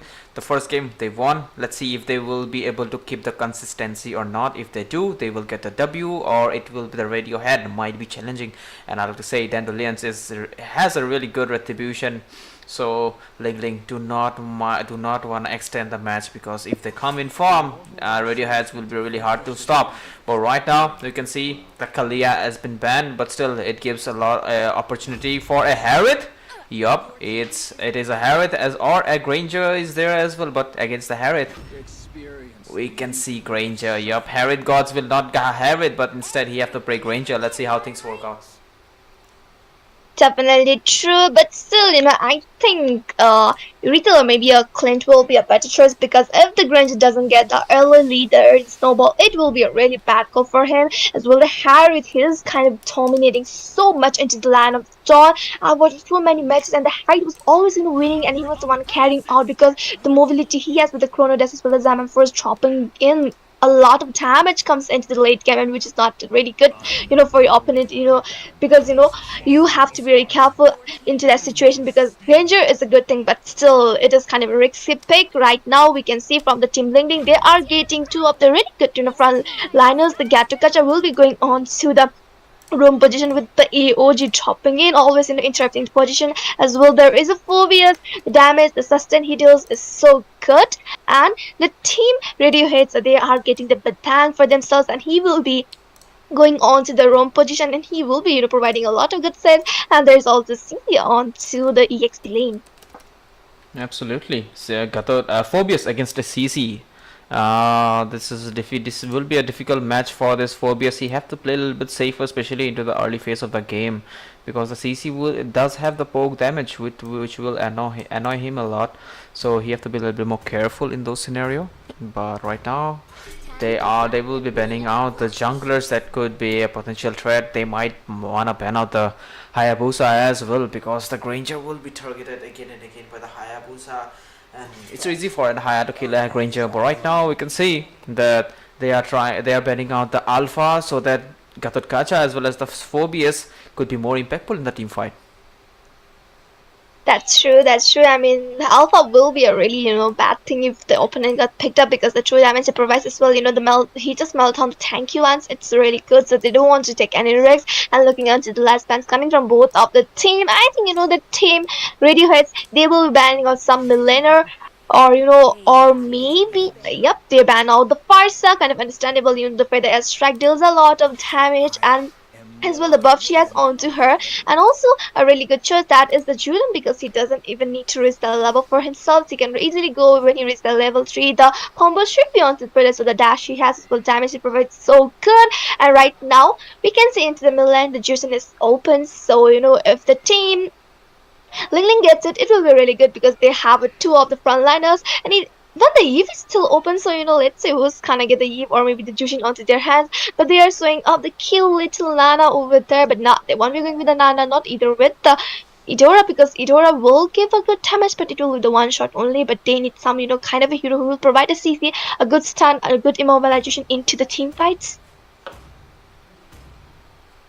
I know, right? But right now we can see the Valentina has been logged on maybe to copy that avatar of guarded. She just have a whole buffet to copy skills and oh, and Nolan, yup, she actually they want to decrease the ultimates that the Valentina might be copying, and Nolan's ultimate is absolutely of no use. But let's see what will be the next. They need a mage. They need a mage that will maybe a Luoi could be a useful mage against the Valentina maybe. Or any guess what might be? Maybe a Lydia. Oh, okay, it will be a Jukshin. No. Wise pick. It was open this whole time.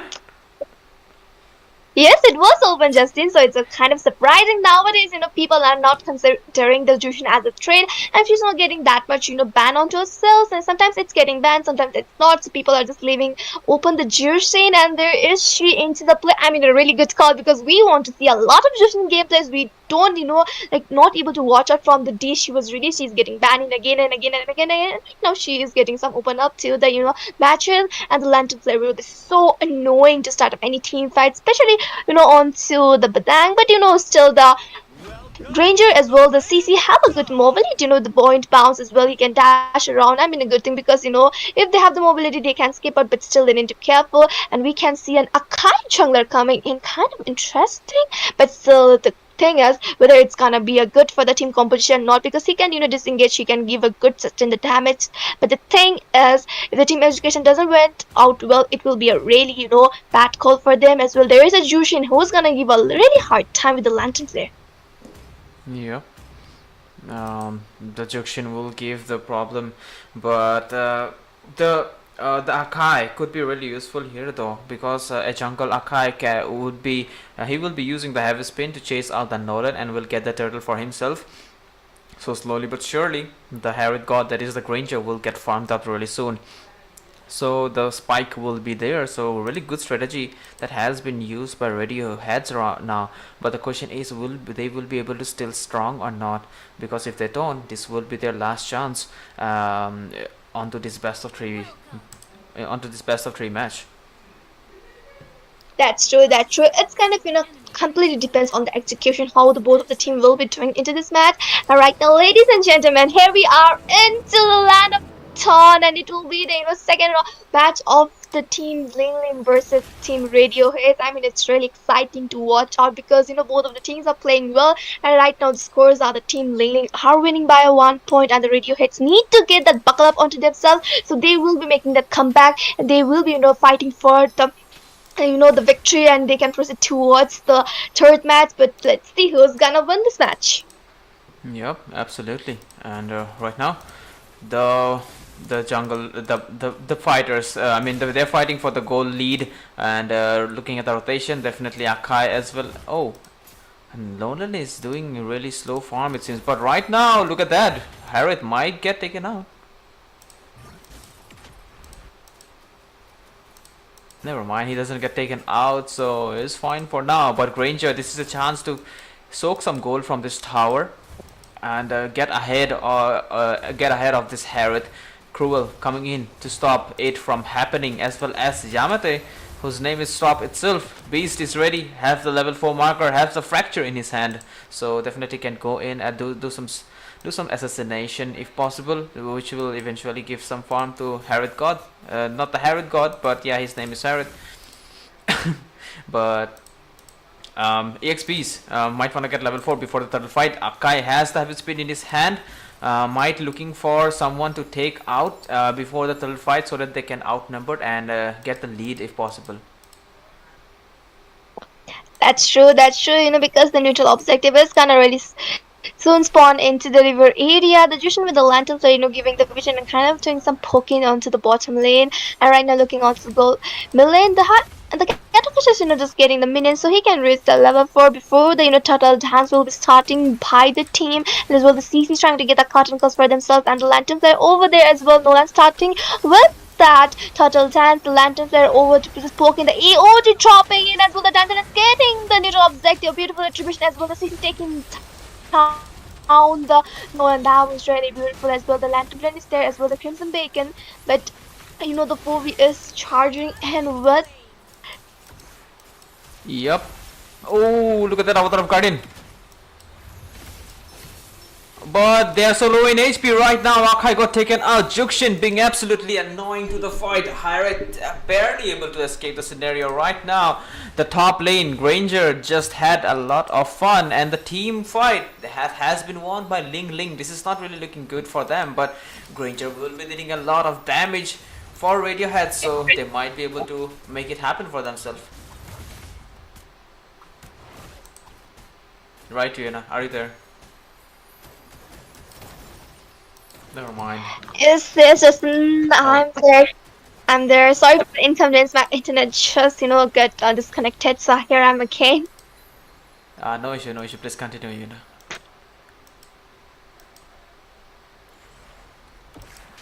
And I mean, that was really beautiful. The EOG disturbing out as well. The Dandelions is coming in with the beautiful retribution stealing out as well. The Nolan getting the kill. I mean, really good call by the team Radiohead. And the heavy spin coming in from the Kyle to them as the juice with the lantern place with Crimson Bacon coming. The EOG into the play by the Gato. Kacha over there, but the Gato will be getting a shutdown by the Dandelions. I mean, a really good game is going for the team Radiohead. They're kind of dominating right now, and they're showing like we can do a lot. And right now the Okai is there as well. The Badang is coming in, and also the Valentina, the Lanterns are just poking in as well. The Badang with a fist strike over there as well. The Nolan also getting shut down. My god, nice trade by Radioheads right now. Might be able to take out the tier 1 turret of the top lane. But in the bot lane, again, CC1. The Radioheads are winning in every single lane. And this is good for them. They might, if they won this one, they will be able to challenge Ling Ling for a best of 3 match, which will be really exciting.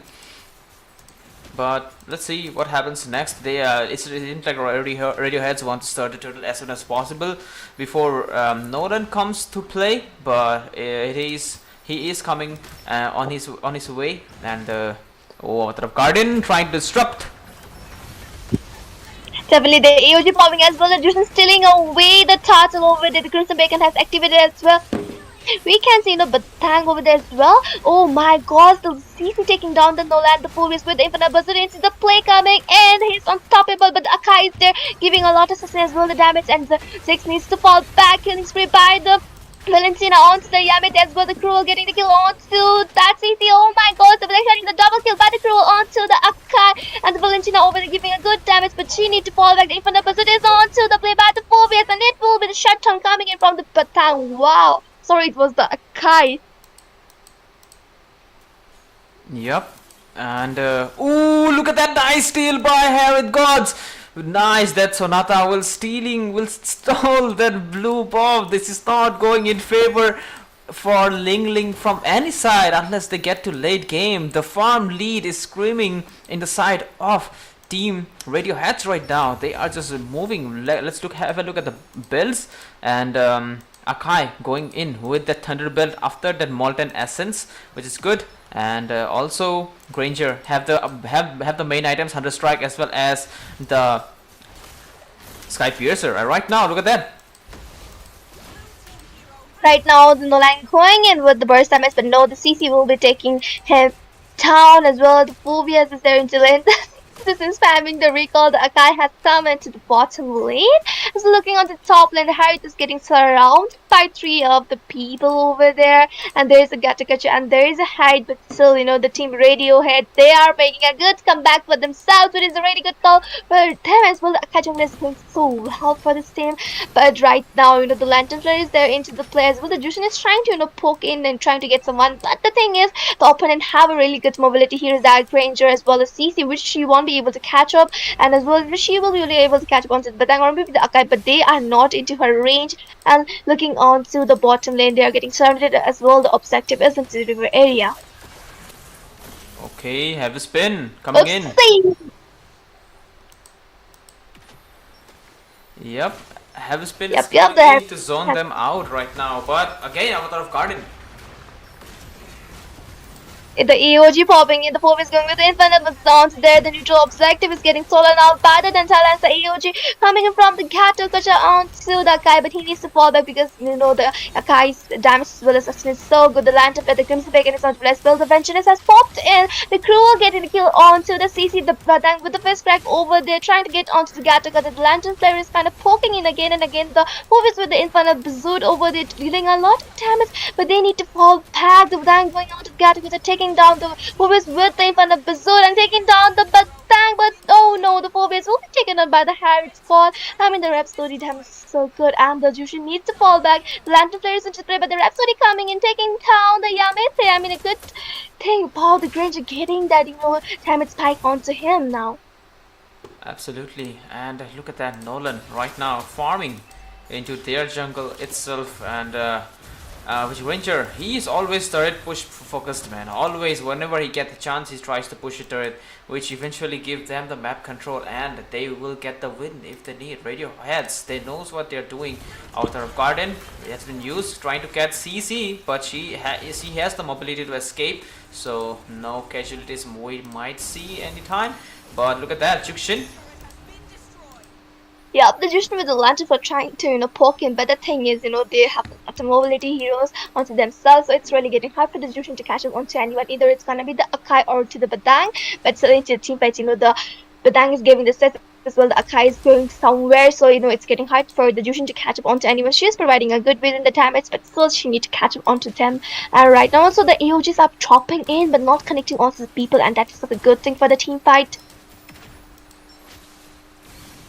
Yep. They and then the Lions looking to pin someone in the wall, and the follow up is there. Avatar of Garden has been copied by Valentina, ready for some action. Lord is already spawned. They might want to get ready right now. Because this lord will be strong, because these new lords are stronger from the early game. They are pokes are there, but someone might want to push the bot lane too if possible, but the heroes are not that mobile. Oh, look at the Nolan. Similarly, and we can see, some pokes, some conflicts are happening into the river area, as well. Looking on to the Badang is ready for, giving the set, the AOG popping, and by the Gattakas as well, the burst damage, the Akai with the heavy spin over the pinning onto the Gattakas, and Harry getting shut down over there as well. The Crimson Beacon has called it with the Lantern Flare onto the Granger, but the 4Bs need to fall back because solo onto the HP, he won't be able to sustain, or either he won't be able to give the damage. The Gattakas is getting sandwiched out by the Badang boss, and he won't be able to survive by the just the Absolutely taking down as well. The Zex going getting the kill, but no, the Zex will be getting the shut down by the Granger.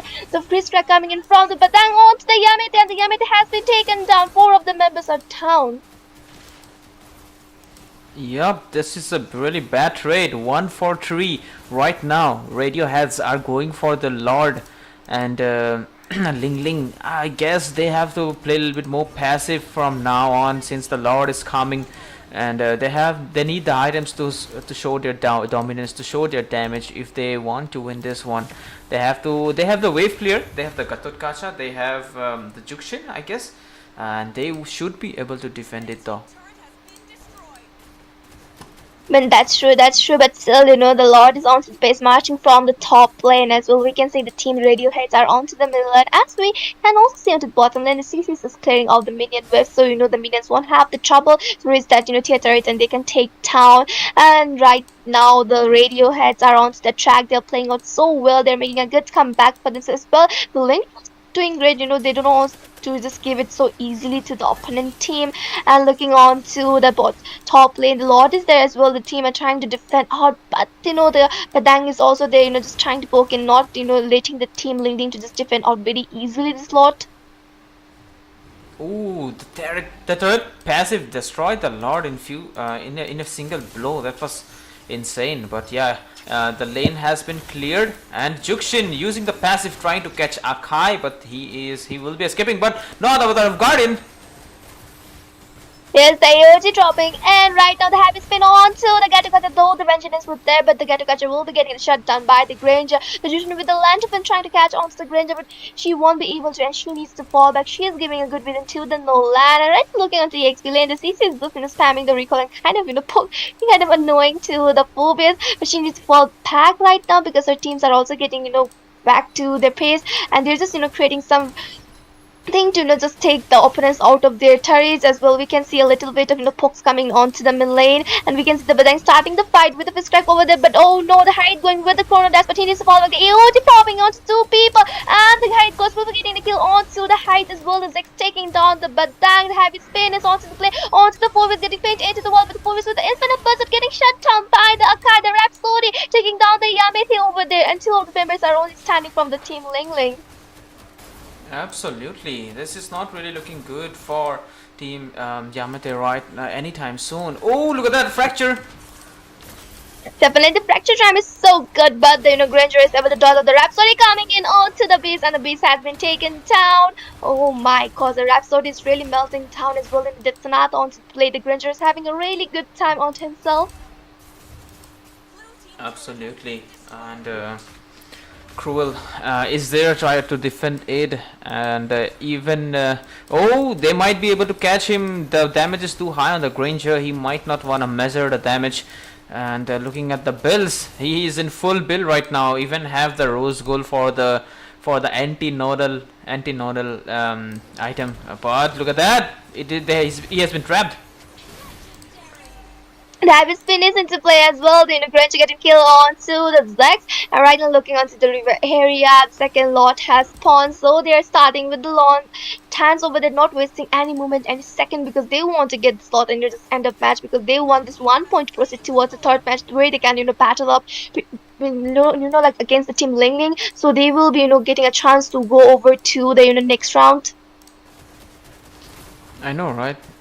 They want to get to the next round right now. Batang, his engages are really good. He on the last fight he trapped that Phobius, and the Granger would be able to get more stacks. Look at him, he's rocking at 80 stacks right now, 750 firepower. That's insane. And let's see what if team Ling Ling will be able to defend or not. If they don't, then they have to challenge them for a best of 3 match, and that will be the decider match of these two. That's true, and right now we can see the lots marching from the top lane as well. There's Juicing to give the vision token with the Lantern player over there, as well as Granger with the Rhapsody, just spamming in the damage it gives in, as well as CC coming the AOT drops, and right now by the Gato Kacha as well, the height is trying to get to team fight. The heavy spin is on to the place. Well, AOG coming in from the Valentina Crimson Bacon by the Juice and trying to poke in the Badang with the combo over the taking down the Harriet as well. The Badang has been shut down by the Juice. The CC taking down the Gato Kacha. Oh my god, 3 of the members are down. Only the Juice as well. The Nolan is there. The Rhapsody damage so high from the Granger, taking down a lot of kills onto the frontliners also, and with locking onto the face, the match ends here.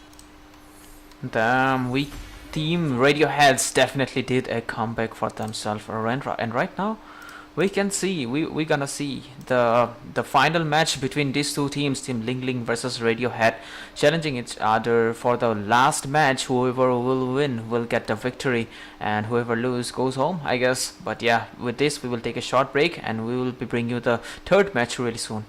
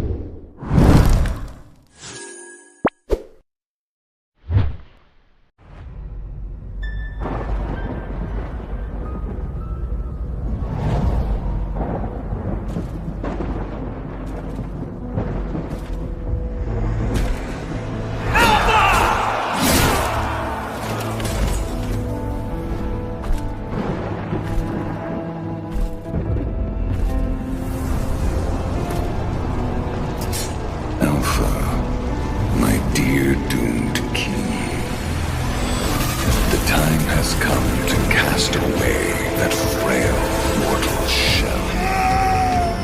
Join me.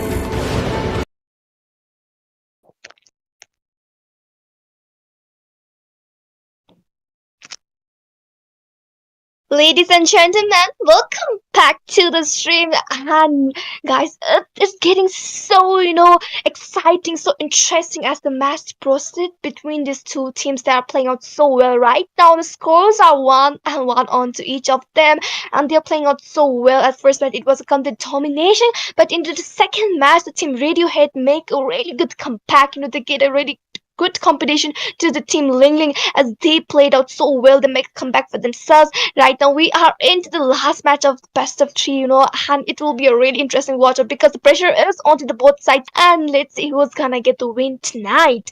And onto the casting decks, I'm your caster Yuna. Along with me, I have my co-caster Justin. Hello, ladies and gentlemen. Welcome to the another match, and let's see what will happen. This is do or die situation for both of the teams. Absolutely awesome match, and let's see whoever wins who will be winning this best of three matches. 1-1 score for both of the teams. This is like I said, do or die situation. Kelia has been banned as well as Sicilian. Kelia's skills are really good at this current meta because she have the she has the dive. She can do the pick off with the tsunami slam. So definitely great call to ban her out, as well as Sicilian and Irithel has been banned. Definitely, it seems like on the first pick they want to get the Granger. That gives a clear sign. Radioheads want the Granger on their side, and I guess Ling Ling realized it too. But the question is, the Jukshin is still open. Will they left open the Jukshin again?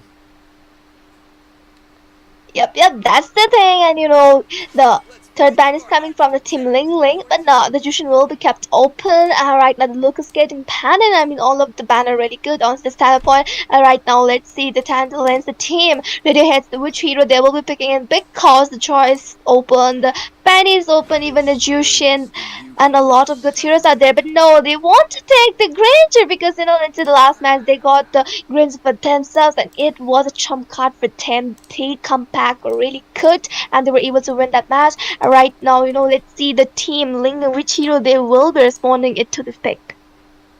Like I said, Granger has been taken away. That's funny. But we can see Hylos is being they already thought the answer of the Granger, which is the Hylos, to tank those Rhapsody coming in from the Granger. That's awesome, man. But they need one more to counter this, maybe a Hayabusa to shut him down, to gank his lane, to force the flicker out of him. So okay, a Badang, fair enough. But the Jukshin is open. This Hylos might struggle if the Jukshin has been picked from the side of Radioheads. Yup, that's the thing. But right now they are going in again with the CC pick. I mean, last time it was really good, think for themselves. And right now looking on to the Gatokacha, I mean, they have already picked in. The AOGs will be dropping in because, the highlights is already taken away. So you don't want to give the Gatokacha because they all together give a really good set. And then it will be really amazing to watch out two into the same team. But it won't be happening here. Absolutely. And it seems like they might go with a Harriet against the Granger. Damn, Chase is really good with the Harriet, I guess. And right now the banning fest, they might want to ban out the Hayabusa, or maybe the Jukshin, because these two heroes are really strong. I don't know why people are actually ignoring them, but it is what it is. And let's see what will be the bans. Come on, Yep. Hayabusa. Okay, Justin is really praying out that Hayabusa gets banned onto himself. Absolutely, I want it to get banned because the Granger will be struggling. Oh, Fanny is being banned. No, fair enough. If there's a good Fanny user, she can kill the Granger really easily. But right now, both of the sides have not picked up junglers. Almost same roles has been picked from both of the sides. That's funny. But Joy has been banned from side of Radioheads because they knows the mobility of this Leonin is pretty OP. So definitely great choice to ban it out. Ling taking their time to think out what they should ban next. Will it be which should be will it be a mage or a hyper? Because the next pick, it is right. Radioheads have the next. Oh no, Ling has the next pick, I guess. So definitely they are taking their time to get the best thing for themselves. And yep, and not to keep open the OP heroes that could affect their lineup as well. Yes, that's true. I mean, right now they can either ban the mage, and I was thinking, and about, the thing was about to come out of my mouth, and yep, there is the Lina ban coming, kind of understandable because her abyssal arrows, the traps will be really, painful thing, getting stopped on special onto the backliners as well. She can charm you with the primal darkness form. They're panning, and the alpha kind of understandable because the alpha gives a really good, true damage melting down the tanky heroes.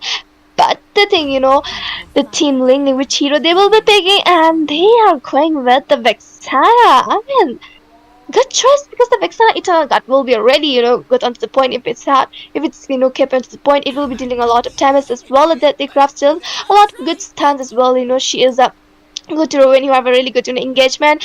And also the team are showing up the Farsa, and I'm seeing a Parrots and also Idora. Oh my god, a lot of things are showing up and popping up onto the screen. Yeah, Barrettes. They are showing it. Barrettes might work out. Depends on the player and who is gonna eat. That's the question. If they eat the tanky Hylos, the other players will boom bam him. So the question is who can. If the Hayabusa, it's really hard to catch him, and there is no hyper that will be there that will be really easy to catch. So definitely, if they pick a mobile hyper, the Barrett's gonna struggle a lot. So will it be a Julian? That's the question here. Yep, that's the thing. But I'm kind of rooting for the Hayabusa over here. I mean, the Julian is also not bad choice because the damage he has is really good as well. He don't need to reach that level 4. But also, the thing is, he need to be careful around the barracks as well. And he need to get the pace onto himself, and he will be doing so great. The damage is so good. And onto the backline, and he will be going for the Granger most as well, the Farsa. But the thing is, right now, Barats will be a really interesting pick because into previous and also the team Radioheads gave a really good choice by picking up the Akai, and right now they have the Barats onto themselves, so it will be a really great to watch how this match been both of the teams just finishing up their drafts, and they are looking really pretty good into the save, and they are just waiting for a moment to just enter into the land of Dawn. Yep, and looking at the lineups, both of the lineups looking really strong. But the question is, will the Granger will work out against the Harriet? If they do, if it work out against each other, it's GG. But again, the Barretts, he have to catch a front laner, maybe a Badang or a Hylos all the time, because the other heroes either will stay behind or they will be really hard to catch. So he will be forced to catch a front laner only, and that will be the bad part of it. But right now we are already back into the land of Dawn, guys, and this is Rise of Legends Season 3, presented by Blank Esports, powered by Yama Esports and an XM Gaming Association. And these two teams, they need one win for the qualification. Let's see who will be getting it on the caster desk. My name is Jay for Justin, and Yuina, we will be bringing you the action for this one. Yes, and it's gonna be really intense match, happening between these two respective teams because it's the third match, and it is a deciding factor because both of the team have got the 1-1 points onto themselves. So both of the team will be giving a good competition. So I'm so excited, about this match. What's gonna happen? Who's gonna take away the win tonight? As we can see, both of the teams are just getting the pops, getting the creeps onto themselves to get the farm as well to go in and onto the river area. Small pokes are coming in from the frontliners, but they won't be taking any overextension or any more fights because they don't want to take any risks into the early phase. Exactly, and look at the rotation. Oh, they might be get caught there. Definitely trend coming in from the Julian over there as well. Hylos is present now. The June is sustained out, but the Rhapsody dealing a lot of damage. I mean, good from her early phase only. And right now, the Barat is also present at the Vexana over there, dealing a good damage in stance as well. The Julian needs to fall back from the situation because there are three people chasing him down. Oh my god, the parts are going ahead for the Julian, but he needs to fall back as well. The Julian going on with the chain, using his combos over there and escaping from the situation. A good, thing coming in from both of the team. A well start. Nobody has got any kills. No first blood has been taken. Yep, and Farsa taking a lot of damage on itself. Oh, look at that! Definitely, and the Yamete getting the first blood onto the Farsa. Very beautiful in zoning out by the Batang, going with the first crack over there as well, just zoning out as the Vexana deals a good damage onto the Farsa. And looking onto the river area, we can see the first nature object is spawning in, and the Hyla is poking in with the law and order with the ring of punishment, giving a good vision to the team so they they can get the starter for themselves. As the pokes are coming in, the Hyla is focusing onto the jungler, but he also low onto the dash with the flank coming with the charge with the fist crack over there. The growth path is popping in for the mobility purpose, and right now we can see the Farsa as well. The Tandal is getting the kill onto the high lows. The Guru is going with the chain as well. The EOG popping in by the Gato Kacha. Oh my god, the Gato is dealing a good damage, a good sustain. Oh my god, and the CT will be taking down the Zex as well. The Beast taking down the Tantalus, but no, the Beast also will be getting shut down. Even though the Gatotkacha missed the AOG, but still they won the fight. That shows the domination of this team. That shows the damage that the mage being really impactful into the fights, and with 3 assists so far, doing great. And 1 kill into the hands of Dandelion. Really nice throw. The suppression was really good. He threw the Gatotkacha right into the Batang, stunning 2 people, and the follow-up was there to make them low. That was beautifully done. Right now they are trying to take the turtle. Definitely, we can see the Gatokacha coming with the poke, and the Tenzan's getting the turtle. Good retribution as well, taking down the beast. The village truck has already popped in as well. The bear sitting away. The Gatokacha. Oh my god, it was not Gatokacha has been taken down as well. The Badang needs to fall back so low onto the edge with the highest status as staying out, but no, the bear is not stopping there. The parts are bursting down that sex over the. I'm so beautiful to watch out. Yup, really nice. Radioheads, they have catch the grip, even though the draft. Oh, the damage, he might get bursted there. Definitely the chain coming in from the Julian. I'm taking down the parrots over there. Such a beautiful thing coming right now. The Julian also giving a good burst damage, and he needs to be a little bit more careful about the bats. The bats is just eating up, and also eating up those frontliners. I mean, really good. The dinosaur over there.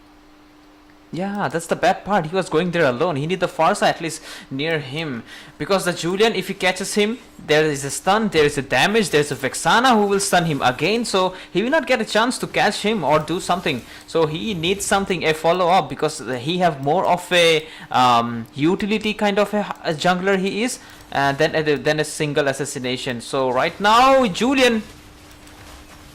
Yes, the EOG popping, connecting onto the Julian, the feather strike is onto the play. The Gatokach are taking down the beast. Oh my god, as well, the Rhapsody coming in. The Gatokach is not stopping. They're trying to, stop the head as well. We can see the Vexana Eternal already have popped in. The Hyla is so low onto the edge, but he needs to fall back as well. There is a distraction coming in from the Harriet. Oh my god, the Julian is taken down, but not so far. The team Radioheads are doing so well, and they are kind of, leading right now, and the Ling Ling needs did something, but still, it's not that much of a difference, but still it is making something. Absolutely. Radiohead's, like I told you, the Dandelion is a really good jungler, so he's making it happen right now. I'm not being biased. I'm saying what I have seen right now because his director skills are really good, but team Ling Ling have to come up with something. They have to wait for them to do a mistake and capitalize on it. Right now Julian might want to get the positioning he wants to get this turtle.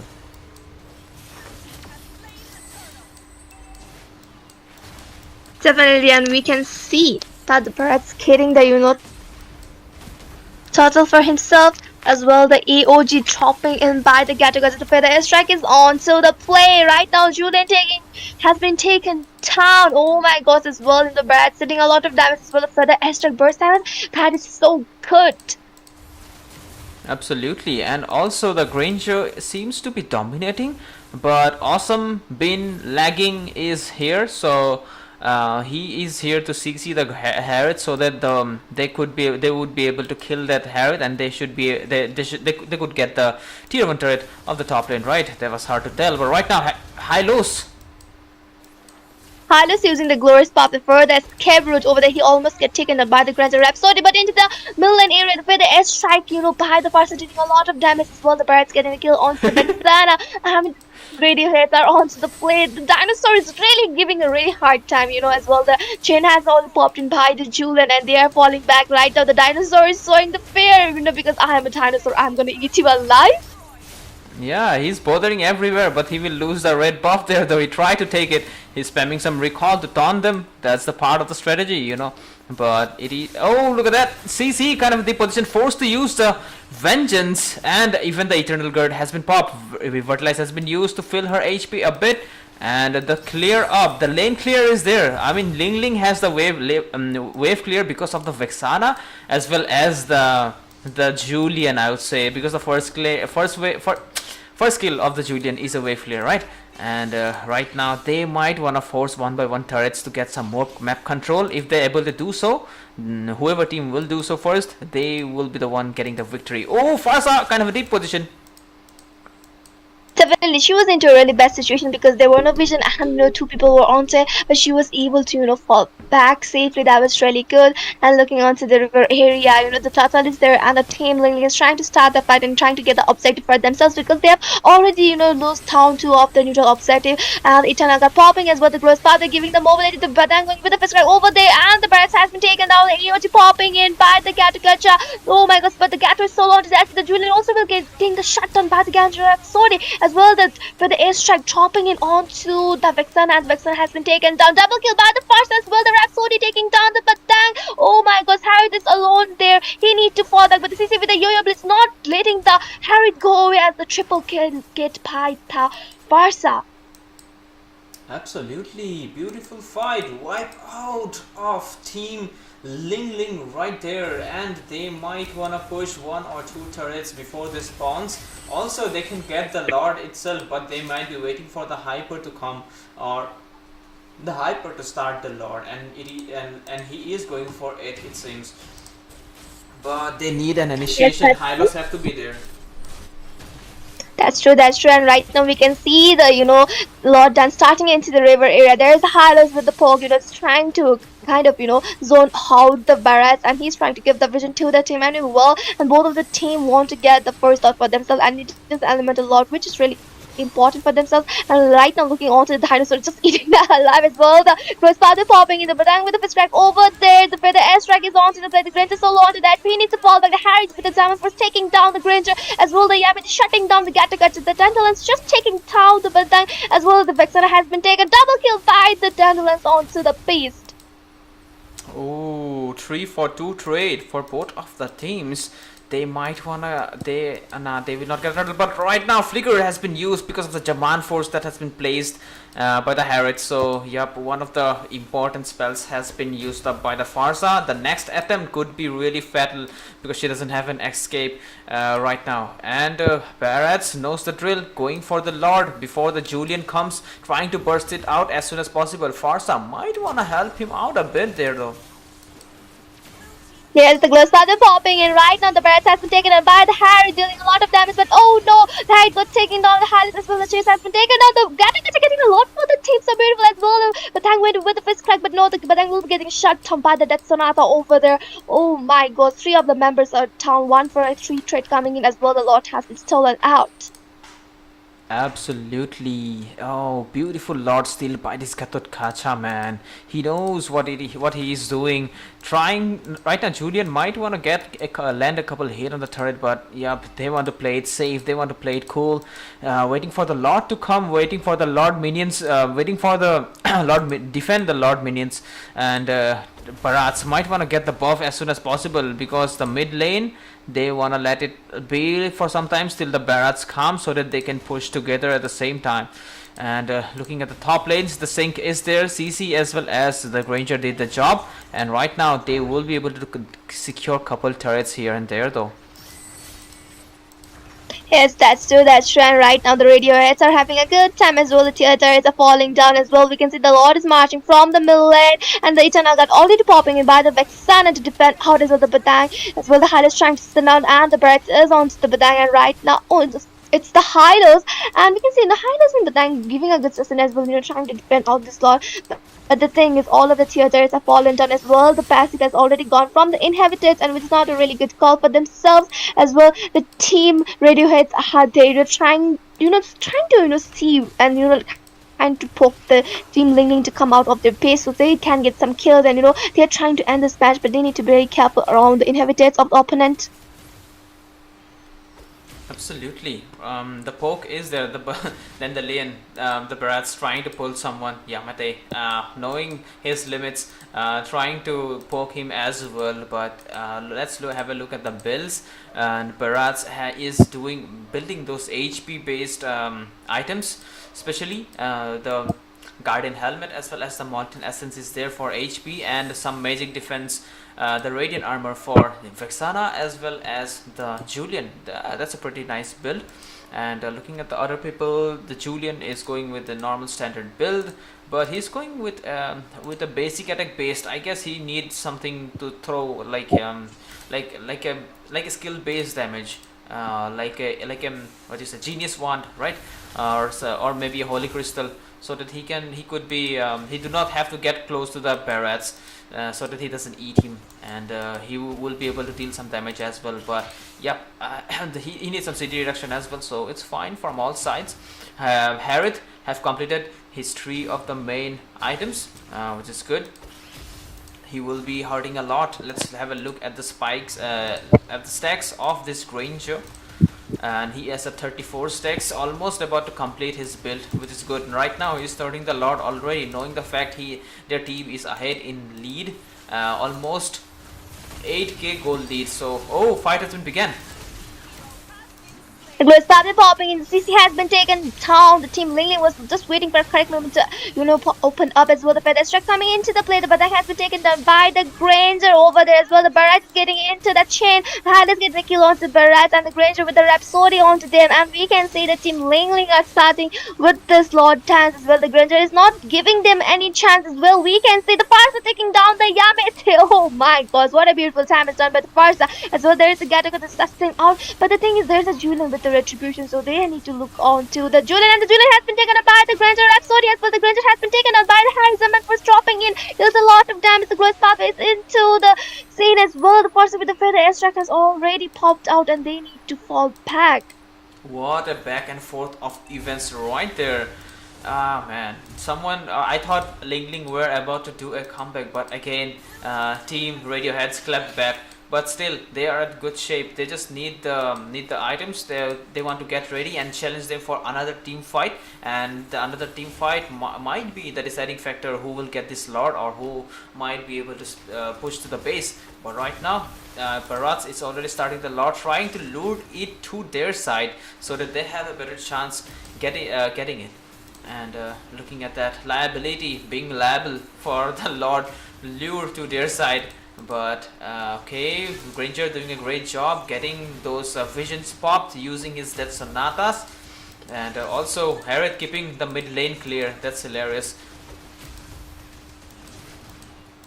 Yeah, when we can see the Lord once again starting by both of the team. They really want this Lord for themselves, and it's really going so intense as we can see the Gross Path popping for the Mobley as well. The height with the Coronas dropping the Zaman Force, dealing a lot of damage, taking down the Granger. Oh no, the Harley's will be getting shut down by the CC. That's not a really good thing, as well. We can see the Lord is there as well. The CC with the Yo-Yo Bleach over there onto the Batang, dealing a lot of damage. The chain coming in from the Juliet deals a good damage as well. We can see the height with the Coronat Zaman Force dropping in, deals a lot of damage. The height is kind of becoming unstoppable. The way he's playing out is so beautiful as well. We can see into the river area. Both of the teams are trying to initiate those fights, but both of the teams are trying to play safe so their members doesn't get outnumbered. And we can see the Julian starting with the Lord Tans over the Barracks is not into the range, and I guess the Ling will be getting the Lord as well. We can see the Pedes strike into the play, but the Lord has been taken by the team Ling Ling. Oh my gosh, and both of the team needs to fall back.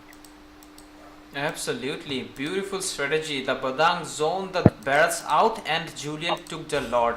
That was beautifully done. And right now, the strong Lord into their side and it will be marching from the top lane. So, team Radioheads might want to get prepared for it. And then the lanes clearing up some lanes, but he do not want to get caught into this Badang because this will end up really messy if he do so, because four of the members are there and look at that, he is being caught up.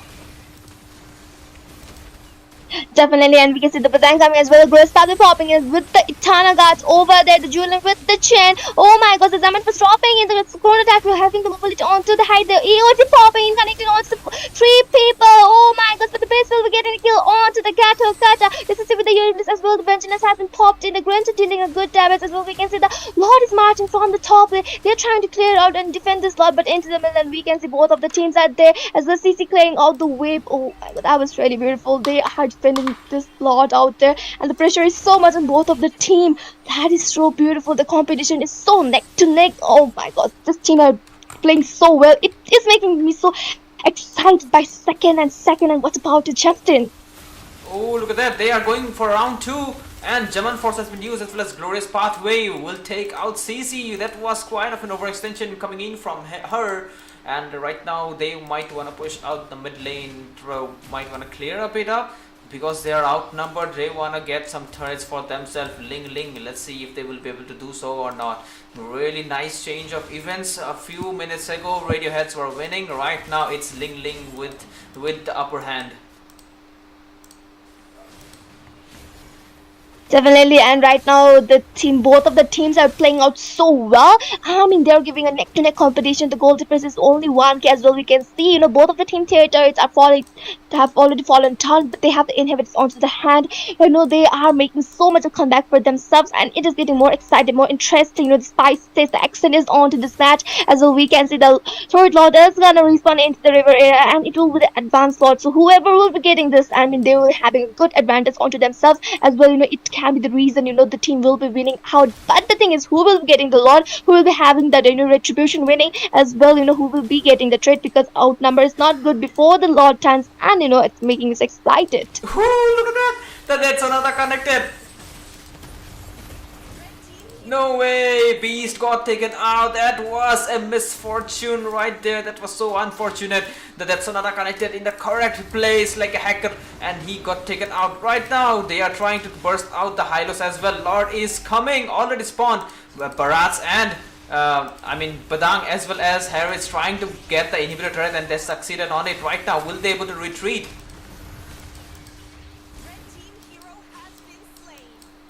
Yes, that is the thing. And the Granger, taking down that Badang so beautiful as two members are down of the team. Ling as well. We can see the Granger dealing a lot of damage as well. The hide, and they are outnumbered. They need to be very careful. The AOT dropping onto two people by the Cattercuts as well. The damage coming from the Granger Rhapsody. The Eternal Gut has popped in, but no, the hide will be getting the shut down by the Granger Rhapsody with the further strike coming into play. Double kill by the Granger onto the high notes. Oh my gosh, only the Vixen and the Julian is surviving out so beautifully, taking down the three of the members, and they're outnumbered, and there is a lot, and they're just eating away the blue buff over there. And I guess they don't want the lot, they want to just end up the match and wrap it up as fast like as they can, and they are not leaving any chances any seconds. They are taking down the inhibited off the mid lane as well. We can see Julian as well. The Vexana is getting so low to that, when the Vexana getting the shut down by the Granger. Only the Julian is standing up, and the Badai has come to the, also the virus is so low onto that, with where the airstrike is coming from the Farsa as well. The Batang with the face crack. The Gattakuta has been taken down. The face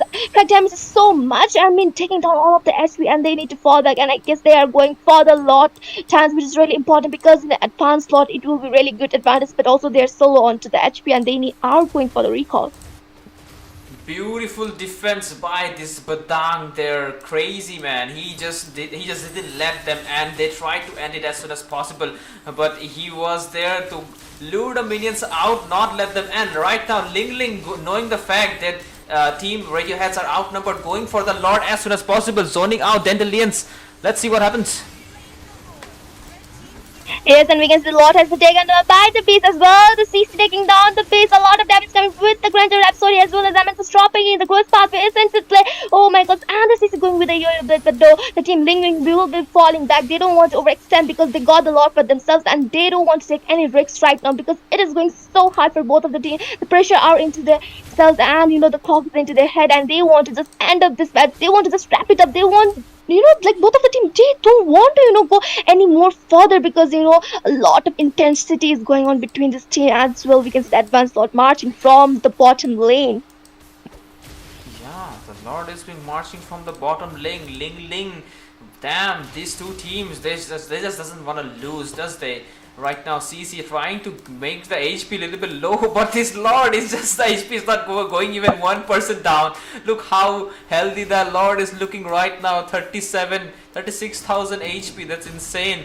Right now, the minions are being pushed from all the lanes. They are Badang looking for an initiation. Feather Airstrike, wrong place to place it. Oh, almost the Badang caught it, but they are in a good shape. Glorious pathway. There's the popping as well. The Itana, the face crack coming from the Balang dealing a lot of damage. The EOG popping in as well. The Vixana getting the double kill on Barrett and we can see the Inhibitor has fallen as well. There is a lot. Oh my god, the come shut down by the high. The double kill on the Granger and walking onto base. The team Ling Ling wins. Crazy match. Oh my gosh. Damn, what a match, what a match. Radioheads were winning in the first time. Again they threw the lead, again Radioheads came in the lead, and at the last it will be the Ling Ling that will be taking the W home. Harriet, let's look at the damage. 30% of the damage, as well as Vexana. She was the silent knight of this match. 30% of the damage from the back line. Behind that Hylos soaked the damage. She was the one dealing the damage from the behind. That was hilarious. Yamate did a great job contributing the damage for the team, contributing for the win of their team. But again, team Radioheads, they did their best, and yep, Granger 37% damage, highest among all of them, but yep, they couldn't make it. 29 for 22 scores. But still, team Ling Ling, their really nice decision, their really nice draft did work out in the late phase of the game, and definitely they will take the victory home.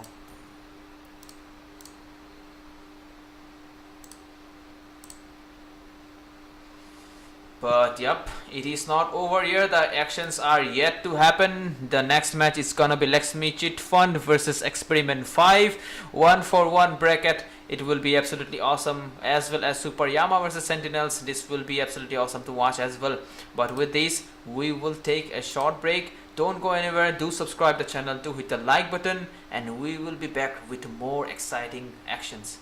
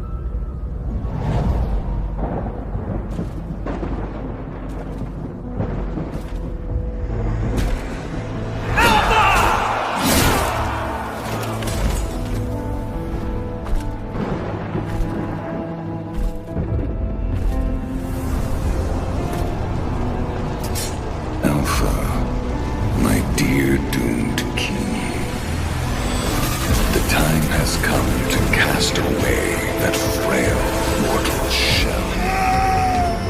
Join me in eternity.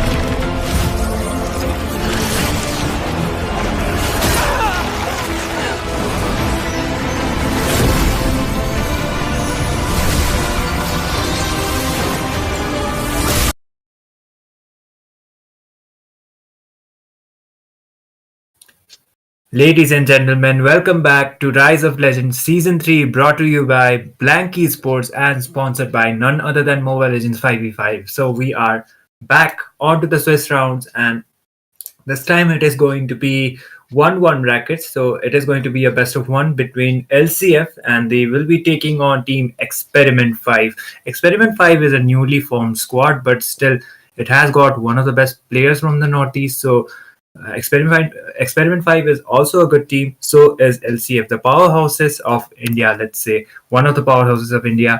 And onto the casting decks, it will be me, Tami. Joining me will be Jay for Justin. So, Justin, give me your thoughts regarding this match. Absolutely, it will be a really nice match to watch, and a 1-for-1 with do or die situation for both of the teams. Experiment 5, like you said, both of the teams. Uh, Experiment 5 are good as well as LCF. So let's see what will happen. LCF do have a better record of performing good in the ML scenario. So this will be questionable if this will be a big question if Team Experiment will be able to do better in against them or not, or if they do, this will be an absolute hyped up moment for all of us though. So let's see how things work out. Please explain the draft. Yep, and for now, Experiment 5, they have decided to go with those regular bans. That is going to be that Phobius as well as a Matilda, which is acceptable, and the Harith and the Joy. These four heroes, they are mostly prioritized onto the tournament as well as onto the rank scene. If they are not banned, they are definitely opened up and they are picked out as well. But for this game, they have been banned out. So for now, they are just going with those regular bans, and I guess Team LCF, Bonvita guy error, he likes to pick the Granger onto the gold lane quite often. So he is one of the hyper carries for the side of Team LCF. And if he is fed, then definitely he can be the one carrying for their side. But one thing I did notice is Raren, he likes to go with the Bakshia jungle nowadays. Yeah, even Lucas Jungle he is spamming as well. So even Bakshia is a thing. He did defeated that day with Bakshia Jungle. I did notice, and his backline diving capacity is pretty good with the Bakshia. So definitely great call. If they goes with it, it will be an absolute hype match if they goes with it. Since Lucas has been banned, we might see one like you said. But right now in the gold lane, the Granger is there. Even the Urethel is there to be recountered. So this is the question what they do with the first pick. Maybe a flex pick, a Hylos, or a Gatotkacha. Oh, Kalia was open. Never mind. Definitely a flex pick here. Kalea, we did see her onto the EXP lane before, and it did work out for their side. And they will definitely have the advantage if they have the Kalea, because it's not just the initiations. She will be, she will be providing those additional healings as well. Once she gets the favor, she is sometimes, one thing I did notice is Kalea, she is sometimes given the flask of the oasis as well. And I was mentioning the Bonvita guy, he likes to go with the Granger, and he has decided to go with the Granger once again. And meanwhile, Romcom, he will be picking the Badang. But whether it is going to be an Badang EXP or a Badang room, we are yet to see that. Yep, and they will leave even the enemies confused like us that what will it be the world because it's a flex pick. But right now Suyu has been confirmed logged. Are we gonna see a Gato? That's the question. They do need someone to dive to the back line, and damn, three of these heroes right now they have the capabilities to dive the back line. This guy, one purify might not be enough. They will be just going for that Granger all the time. But again, the Granger comes in the play in those moments. He might be able to do the CC to cancel out those heavy AoE skills or backline diving heroes that might come to catch the Granger there. Indeed. Okay, Im decided to go out with the Hylos instead. So the Hylos roam as well as the Kalea EXP is what I am expecting. But Kalea, she can be going onto the roam position as well. Both of these heroes being flex picks, it can be quite favorable for the side of Team EXP5. But execution wise, LCF is also good as well. So Raren might not be the one picking out the hero, and maybe they might be going to prioritize the mage, or maybe not, because Romcom, he still has the flex pick with him, that is the Badang. It can be played on onto the EXP as well as onto the roam position. So That is going to be quite, questionable that where rom-com is going to go with. But I guess they will be deciding their heroes anytime soon. Look at Oh, that. Boo locking Selena into their side. He is been rocking the Selena a lot of games. I have noticed he is really like the revamped Selena. And yep, it is pretty strong right now if he hits the Abyssal Era properly. But still, it will. It in the team fights you might feel like you needed a AoE skill, but still this Boo, he doesn't misses the arrows. So if the arrows does hits those critical units, the critical characters, it might be absolutely annoying for them. They might be able to take them out and outnumber them, so eventually they will not even need a AoE mage. But right now Sicilian has been banned because we know that hero is really strong in the mid lane, and the late game scaling is pretty insane. And Gatot has been banned. I'm not sure why, but it is banned. But let's see what will be the ban of LCF will be. Gatot band is quite acceptable, I would say, considering it's only Romcom with the Badang. So Gatot Rom could have been, or Gatot EXP could have been the possibility for the side of Team LCF. So they are playing the safer side, and they don't want to give out the Gatot Kacha. But okay, from the side of Team LCF, we are seeing the Sicilian as well as the Moscow getting banned out. So Sicilian would have given them the late game insurance as well as Moscow with those spear of destruction as well as those spear plays coming up from him. It could be quite a game changer once he is scaling up with those itemizations. So Moskov, against the Granger, it works out as well. So error, he doesn't want to deal with it. But okay, I was mentioning Raren likes to go out with the Baksha jungle, but they have decided to ban it out. So they have definitely done their homework. Absolutely, and or they might be watching our stream and he heard our commentary, I guess, and they banned out the Bakshia. But it is what it is. Raren still have the chance to get a really OP hypers, maybe a Julian, and or maybe an Alpha to melt out the Hylos. And that's a questionable right now. But still, looking at the goal lane, Irithel is still open, and team XP5 might wanna go with a Irithel if and the Granger might have a tough time against it, right, Itami?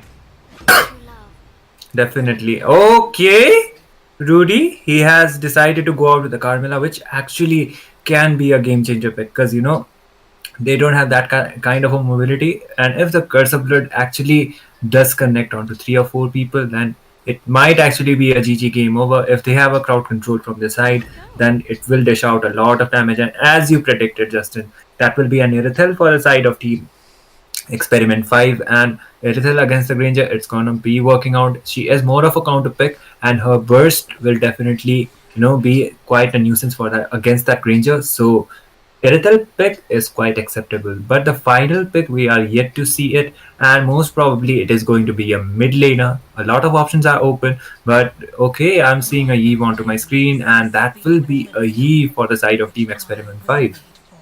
Yep, they had couple options. They could have gone with and Farsa too, but Eve is perfect though because there is no one to interact what do you say interfere so far into the RWM, so she's good to go. The slow effect could be really annoying. I guess Martis won't be the best scenario because they have a lot of slow effect. Okay, Hayabusa is the way to go, and this might brought up a flicker for the Irithel because even the sprint or a purify won't be enough to cancel out the August Shadow kill. So definitely Hayabusa will be able to take out the backliners, either Irithel or who will be the EVTs, but they have to be really careful as well. So far, looking at the draft, since it's been completed, I'd like to ask you, Tami, which draft you might think have a better chance winning this one? Draft wise, I would say Experiment 5, I like the draft as well.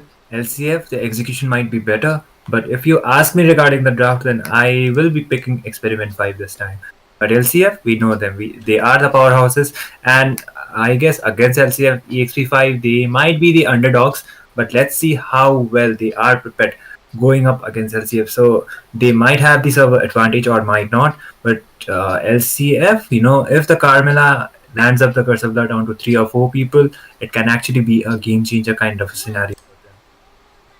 Absolutely, but with this, we are back into the land of Dawn, guys, and this is Rise of Legends Season 3, presented by Blank Esports, powered by Yama Esports and NXM Gaming Association. And this is a do-or-die situation for both of these two teams, LCF versus Team Experiment 5. And on the caster desk, my name is Jay for Justin and Itami. We will be the voice of this match. Let's see what will be happening, who will be staying strong and stay absolutely slay, I would say, and will be taking the victory home. Indeed. For now, basic rotations as well as trying to get that level 4 mark as soon as possible. So nothing much is going on, but okay, Super M, he is trying to land up some hits onto that Carmilla. She is quite low and she might not actually be able to escape. That will be a first blood for the side of Team EXP5. So it not be, it might not be actually a big kind of a thing, but since that is a Roma, but still, Experiment 5 will be having slight of a lead at least for now. Absolutely. I mean, I guess Rudy a bit miscalculated the damage, or maybe underestimated damage, the ring of punishment of the Hylos. So it definitely had a lot more damage than expectation. But right now, oh, another engage. Okay, Super M might be taken down this time. That will be a shadow kill from that Hayabusa, able to take him down. That will be a Roma for Roma trade for by far. And looks like LCF, the rotations is quite up to the point. The turtle about to be spawning, and looks like Radin, he will be contesting that turtle as well. absolutely. And look at the poke damage of Kalia already, forcing Badang to retreat. Oh, but Raren might be ready. Nah, he just retreated. I thought we might be able to see the EXP getting down, but look at the arrow. Abyssal arrow quite up to the point, and Kalia is quite low. Hayabusa comes up with the engage, and that will be a kill for him. Radin is able to take down, and look at the snipe coming up from Amocha. He is able to take Boo down. There goes Rudy as well. That will be a 2-for-1 trade, favoring for the side of Team Experiment 5. The turtle has been start to get contested, and looks like Radin, he might not be able to make it on time in order for the turtle, but he does have his shadow. He will be trying to engage. The retribution play will be coming up, and that will be Radin able to take down the turtle. The frisk crack connecting from that Badang. Amocha will be taken down as well as Super M, and there comes Kalea with the play. Romcom gets taken down, but still it will be a worth it trade for the side of Team LCF. Exactly, that was the jungler. He just committed to take it out, and that's absolutely worth it. They can take it any day. But the thing is, the turtle has been secured. The goal lead has been showing up into the screen of LCF right now. So this is what they want. They need to snowball it, starting to snowball it a little bit slow by slow. Selena will have the damage. She just need to land those abyssal arrow, and the damage spike will be there. It will be not too shabby, but right now it is Raven trying to take out Sharon right now. They're waiting for an opening to go in, but also being really patient because the enemies are missing from the map. Oh, okay. Abyssal arrow will be doing its job. The Death Sonata also being used out. Check out onto that bush, and that was quite worth it, I would say. The Abyssal arrow will be connecting onto him. There comes the engage. Glorious Pathway has been used out. Him is trying to escape, and he might be able to do so. The Curse of Blood did connect onto two people. There comes the backup from the side of Team Experiment 5. Even though there was an initiation, the ultimates were better. The Geomal manipulation coming up from that Eve. There was the initiation, but still no treats by far from both of the teams. Both of the teams, they were able to bait out, each other's ultimates. Absolutely, that was beautifully done, and the Hylos managed to escape the scenario. Good for him. Let's have a look at the builds. Hylos maybe starting item Dreadnought armor. Good for him. Trying to sustain the highest penetration at the early phase of the game, and also looking at the mid lane, not looking good. Oh, there comes the engage. Amocha was able to take down Boo onto this point.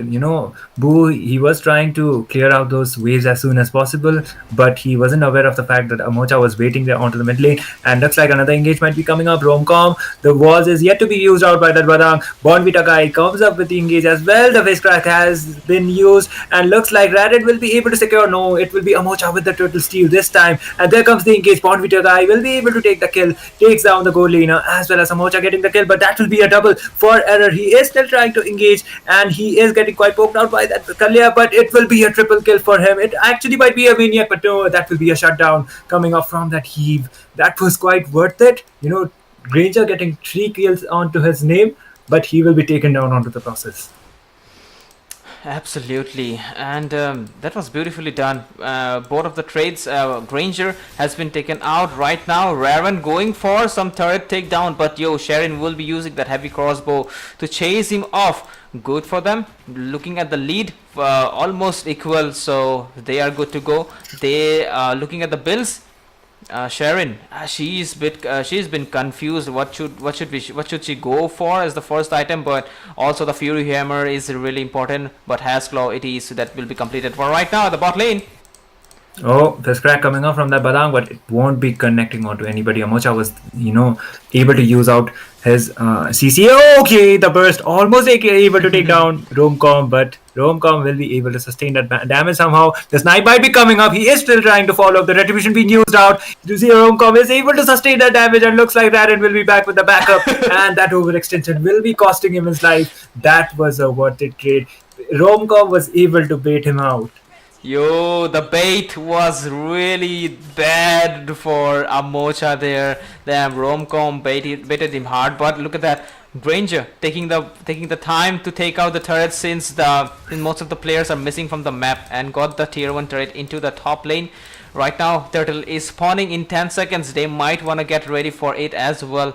Roncom did came from behind to catch on Serin, but decided not to go. Maybe the team call came, communication. And right now, Kalia trying to annoy Raren maybe a bit or maybe trying to get the vision. But yep, quite shallow will reveal everyone. Oh, that will be a really good engage. He will be taken out. The OG had to kill out him with the glorious pathway. He will be trying to engage more, but the abyssal arrow will be connecting. Bonvita guy will be able to get that kill, and he is still trying to engage, but I do believe that will be an uncontested turtle for the side of Team LCF. The abyssal arrows, it is quite up to the point, and as soon as the Selena is connecting with those stuns, but okay, Amocha might be taken down, but he able to retreat, but he will be losing that turtle onto the process. That will be an uncontested turtle favoring for the side of Team LCF. And look at the Romcom. He is just going in. He's not leaving the... Oh, no way. Sharon might get taken out. Unstoppable for Hayabusa. Also trying to take the blue. But in the off game, we can see Kalia has been taken out.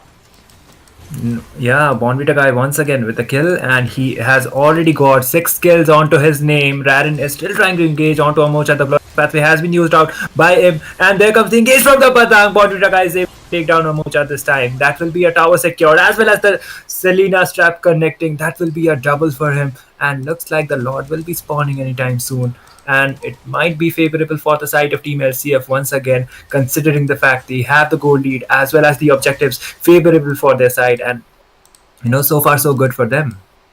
Yup. So far, LCF definitely got the lead they needed the most. Took the kill on Amocha, got the kill onto Sharon. So they are actually decreasing the winning factor's goal. So which was the Irithel. But right now, look at that. Oh, another engage might be coming up. Amocha with the play, and there comes the curse of blood coming up from the Carmilla, connecting on to nobody. But still, that will be a monster kill as well as a kill for Error. He is still trying to engage a 2 for 0, and the Lord about to be spawning. LCF are winning here and there. It's only the tier 2 inhibitor as well as the tier 2 tower as well as the tier 3 tower remaining mid, as well as the bot lane towers, as well as the inhibitors remaining for the side of Team Experiment 5. And tower advantage is definitely favorable for the side of Team LCF, and if they are able to keep up with it, unless they come up with a throw, it's looking so far so good for them. Bro, Hylos is struggling to finish up one item. From then to now, just finished one item that was the anti-Curious. That was going bad, but right now Granger has the penetration. Malefic Roar already has been built for the Hylos maybe, but they are right now trying to get more map control, trying to take out the tier 2 turrets. Abyssal Arrow trying to get Sharon into the grip, but she is fine for now. Lord is up. Okay. They are trying to catch. Ooh! They are trying to catch the Kalia there, but she is sidestepping and dodging the abyssal arrows really pretty. But what is Amocha doing? That's the question here.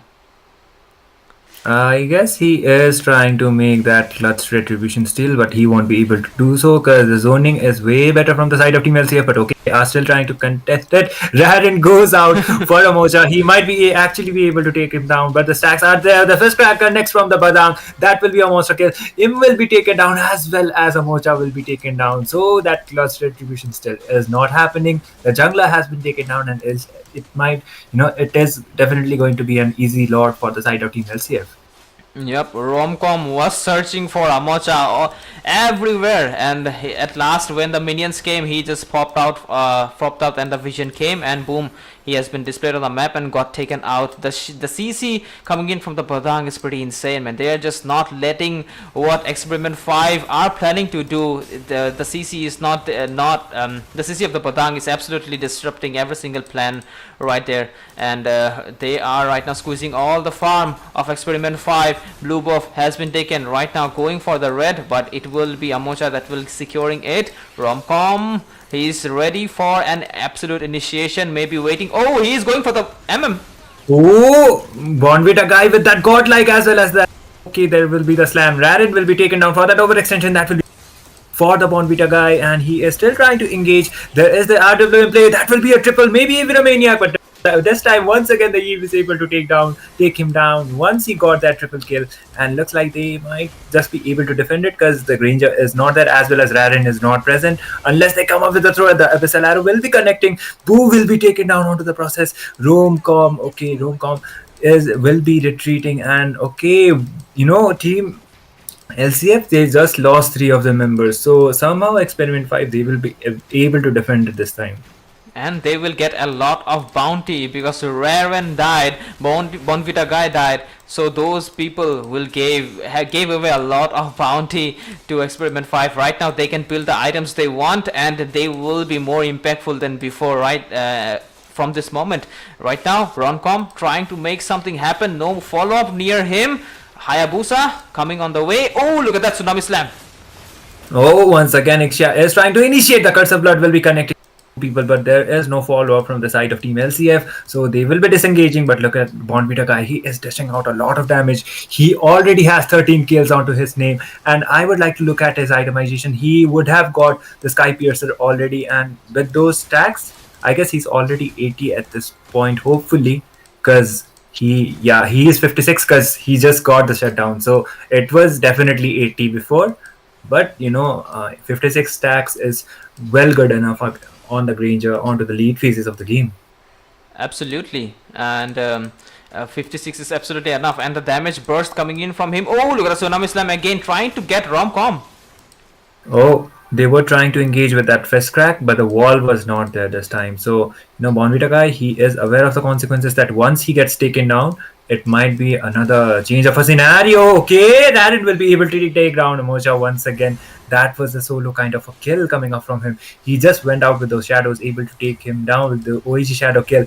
Looks like the tower will be taken down onto the process. The mid inhibitor will be going down, and the Lord is about to be spawning. Will they be waiting for the Lord? The Curse of Blood will not be connecting onto anybody but Natalia's. And there comes the engage. And there is the Shadow as well as Bonvita guy able to get another kill. 14 kills onto his name. The Lord has already been spawned. And yup, LCF, they will be playing it out quite disciplined. Maybe because they will be focusing onto that Lord, which will be the safer option. Even though there is only 3 members remaining for the side of Team Experiment 5, it would be better they go for that Lord instead of overextending, depending completely onto those minions. I totally agree to that. That's what they need. They just want to chew what they want. And right now, Amocha again trying to pull off something different. But Rudy will be there to giving the vision. Romcom coming in, will not let him return to the base this time. Going in with a fist crack.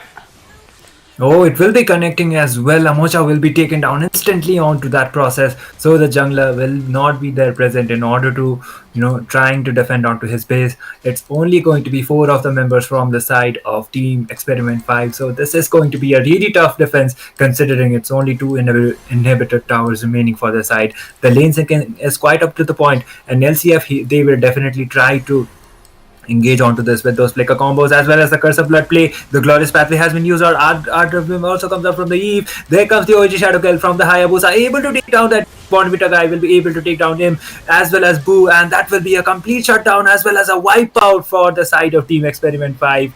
LCF will be taking the win on to the Swiss brackets. Beautifully done, man. Their precision, the discipline is insane from LCF. Experiment 5 definitely tried to fight back, and they did great, to be honest. But still, the win is a win. And Irithel didn't even got the chance to shine against the Granger. Look at the Born Vita guys, KDA 15 kills on the Granger against a counter hero. That shows how strong LCF is right now. And Hayabusa did a great job going to ganking gold lane all the time, getting the Granger the lead he needed to dominate against the Irithel. Suyu got caught most of the times, trying to pull off something different, but yep, it didn't work out for them. Hylos getting bursted again and again. He was going for the antique, but there you go. Bonvita guy sitting with the Malefic Roar to burst it out. So things didn't went according to the plan, and definitely LCF's decision, discipline was always there to support, to get the win for themselves. Definitely, and even though the draft it was quite decent for the side of Team EXP5 too, they drafted it out really well. They had the counter picks, Irithel against the Ranger, it would have been worked out, but the execution part was definitely favorable for the side of Team LCF. So they made sure that Experiment 5 they will not be capitalizing once they will be getting those itemizations, and they did make sure of onto that. They focus onto the game, they focus onto the objectives, and they got the results right now. Absolutely, absolutely. And with this, LCF will take the W, but it's still not over yet. We have one more absolutely amazing match to experience as well. It's Super Yama versus Team Sentinels. Let's see which of these two teams will take the W home.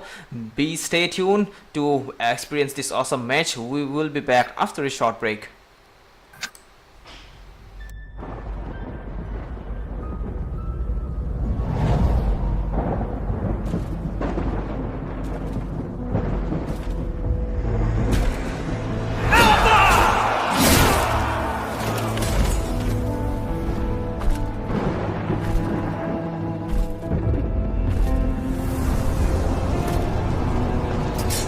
Alpha, my dear doomed king.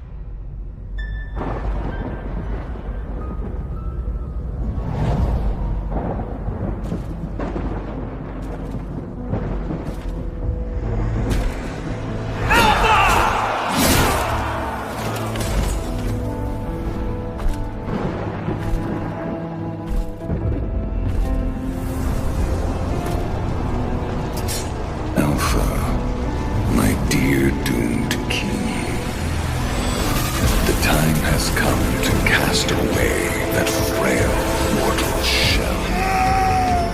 Join me in eternity.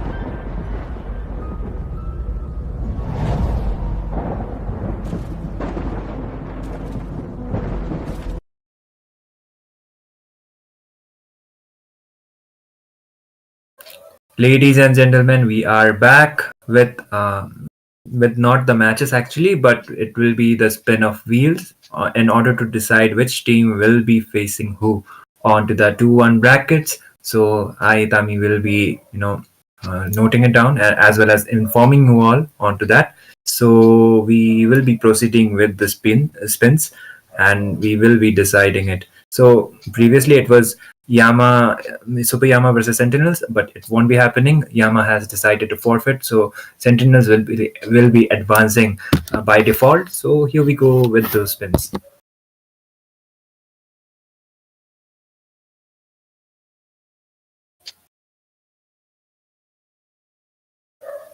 Okay, it's going to be LCF, and we are yet to see who they will be facing against. So we will be going with another spin.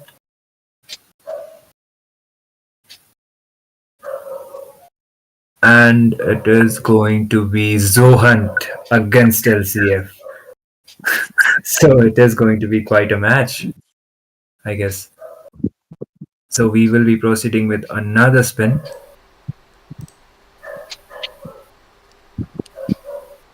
And it is going to be Sentinels. And we are yet to see who they will be facing.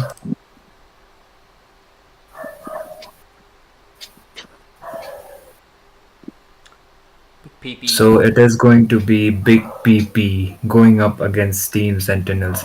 So by default, I guess it is going to be Armageddon Sports versus Step Bros. Armageddon Esports versus Step Bros. Let's go. Okay, guys, let's do the 1-2 bracket as well. And Yep. I'm spinning in 3, 2, 1.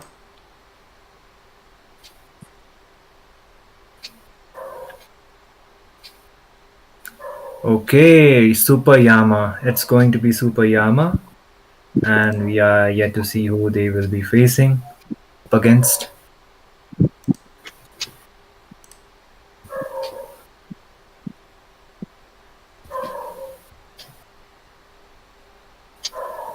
Metaru it is. Let's go. Metaru. Super Yama versus Metaru.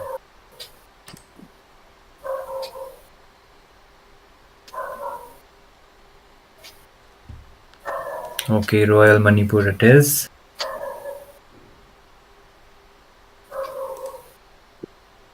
And they will be facing Experiment 5 or I don't know. Nah, it will be Ling Ming apparently. Ling. My bad. Ling Ling. Okay. Ling, ling, ling, ling. Ling Ling. Hello, Peachy. Hello. So it will be 7 commandments versus Experiment 5 onto that 2-1 brackets by default. Commandments. All right, guys.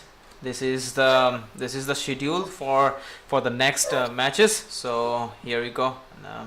nothing biased. And with this, we will be ending the stream, I guess. And also, yep, it is me, Jay for Justin, Peachy, like to say hi to the stream. Hello. I hope you guys have your dinner and stay hydrated, guys. Exactly. And it's me, J4, Peachy, and Itami will be signing off. Good night, guys. Good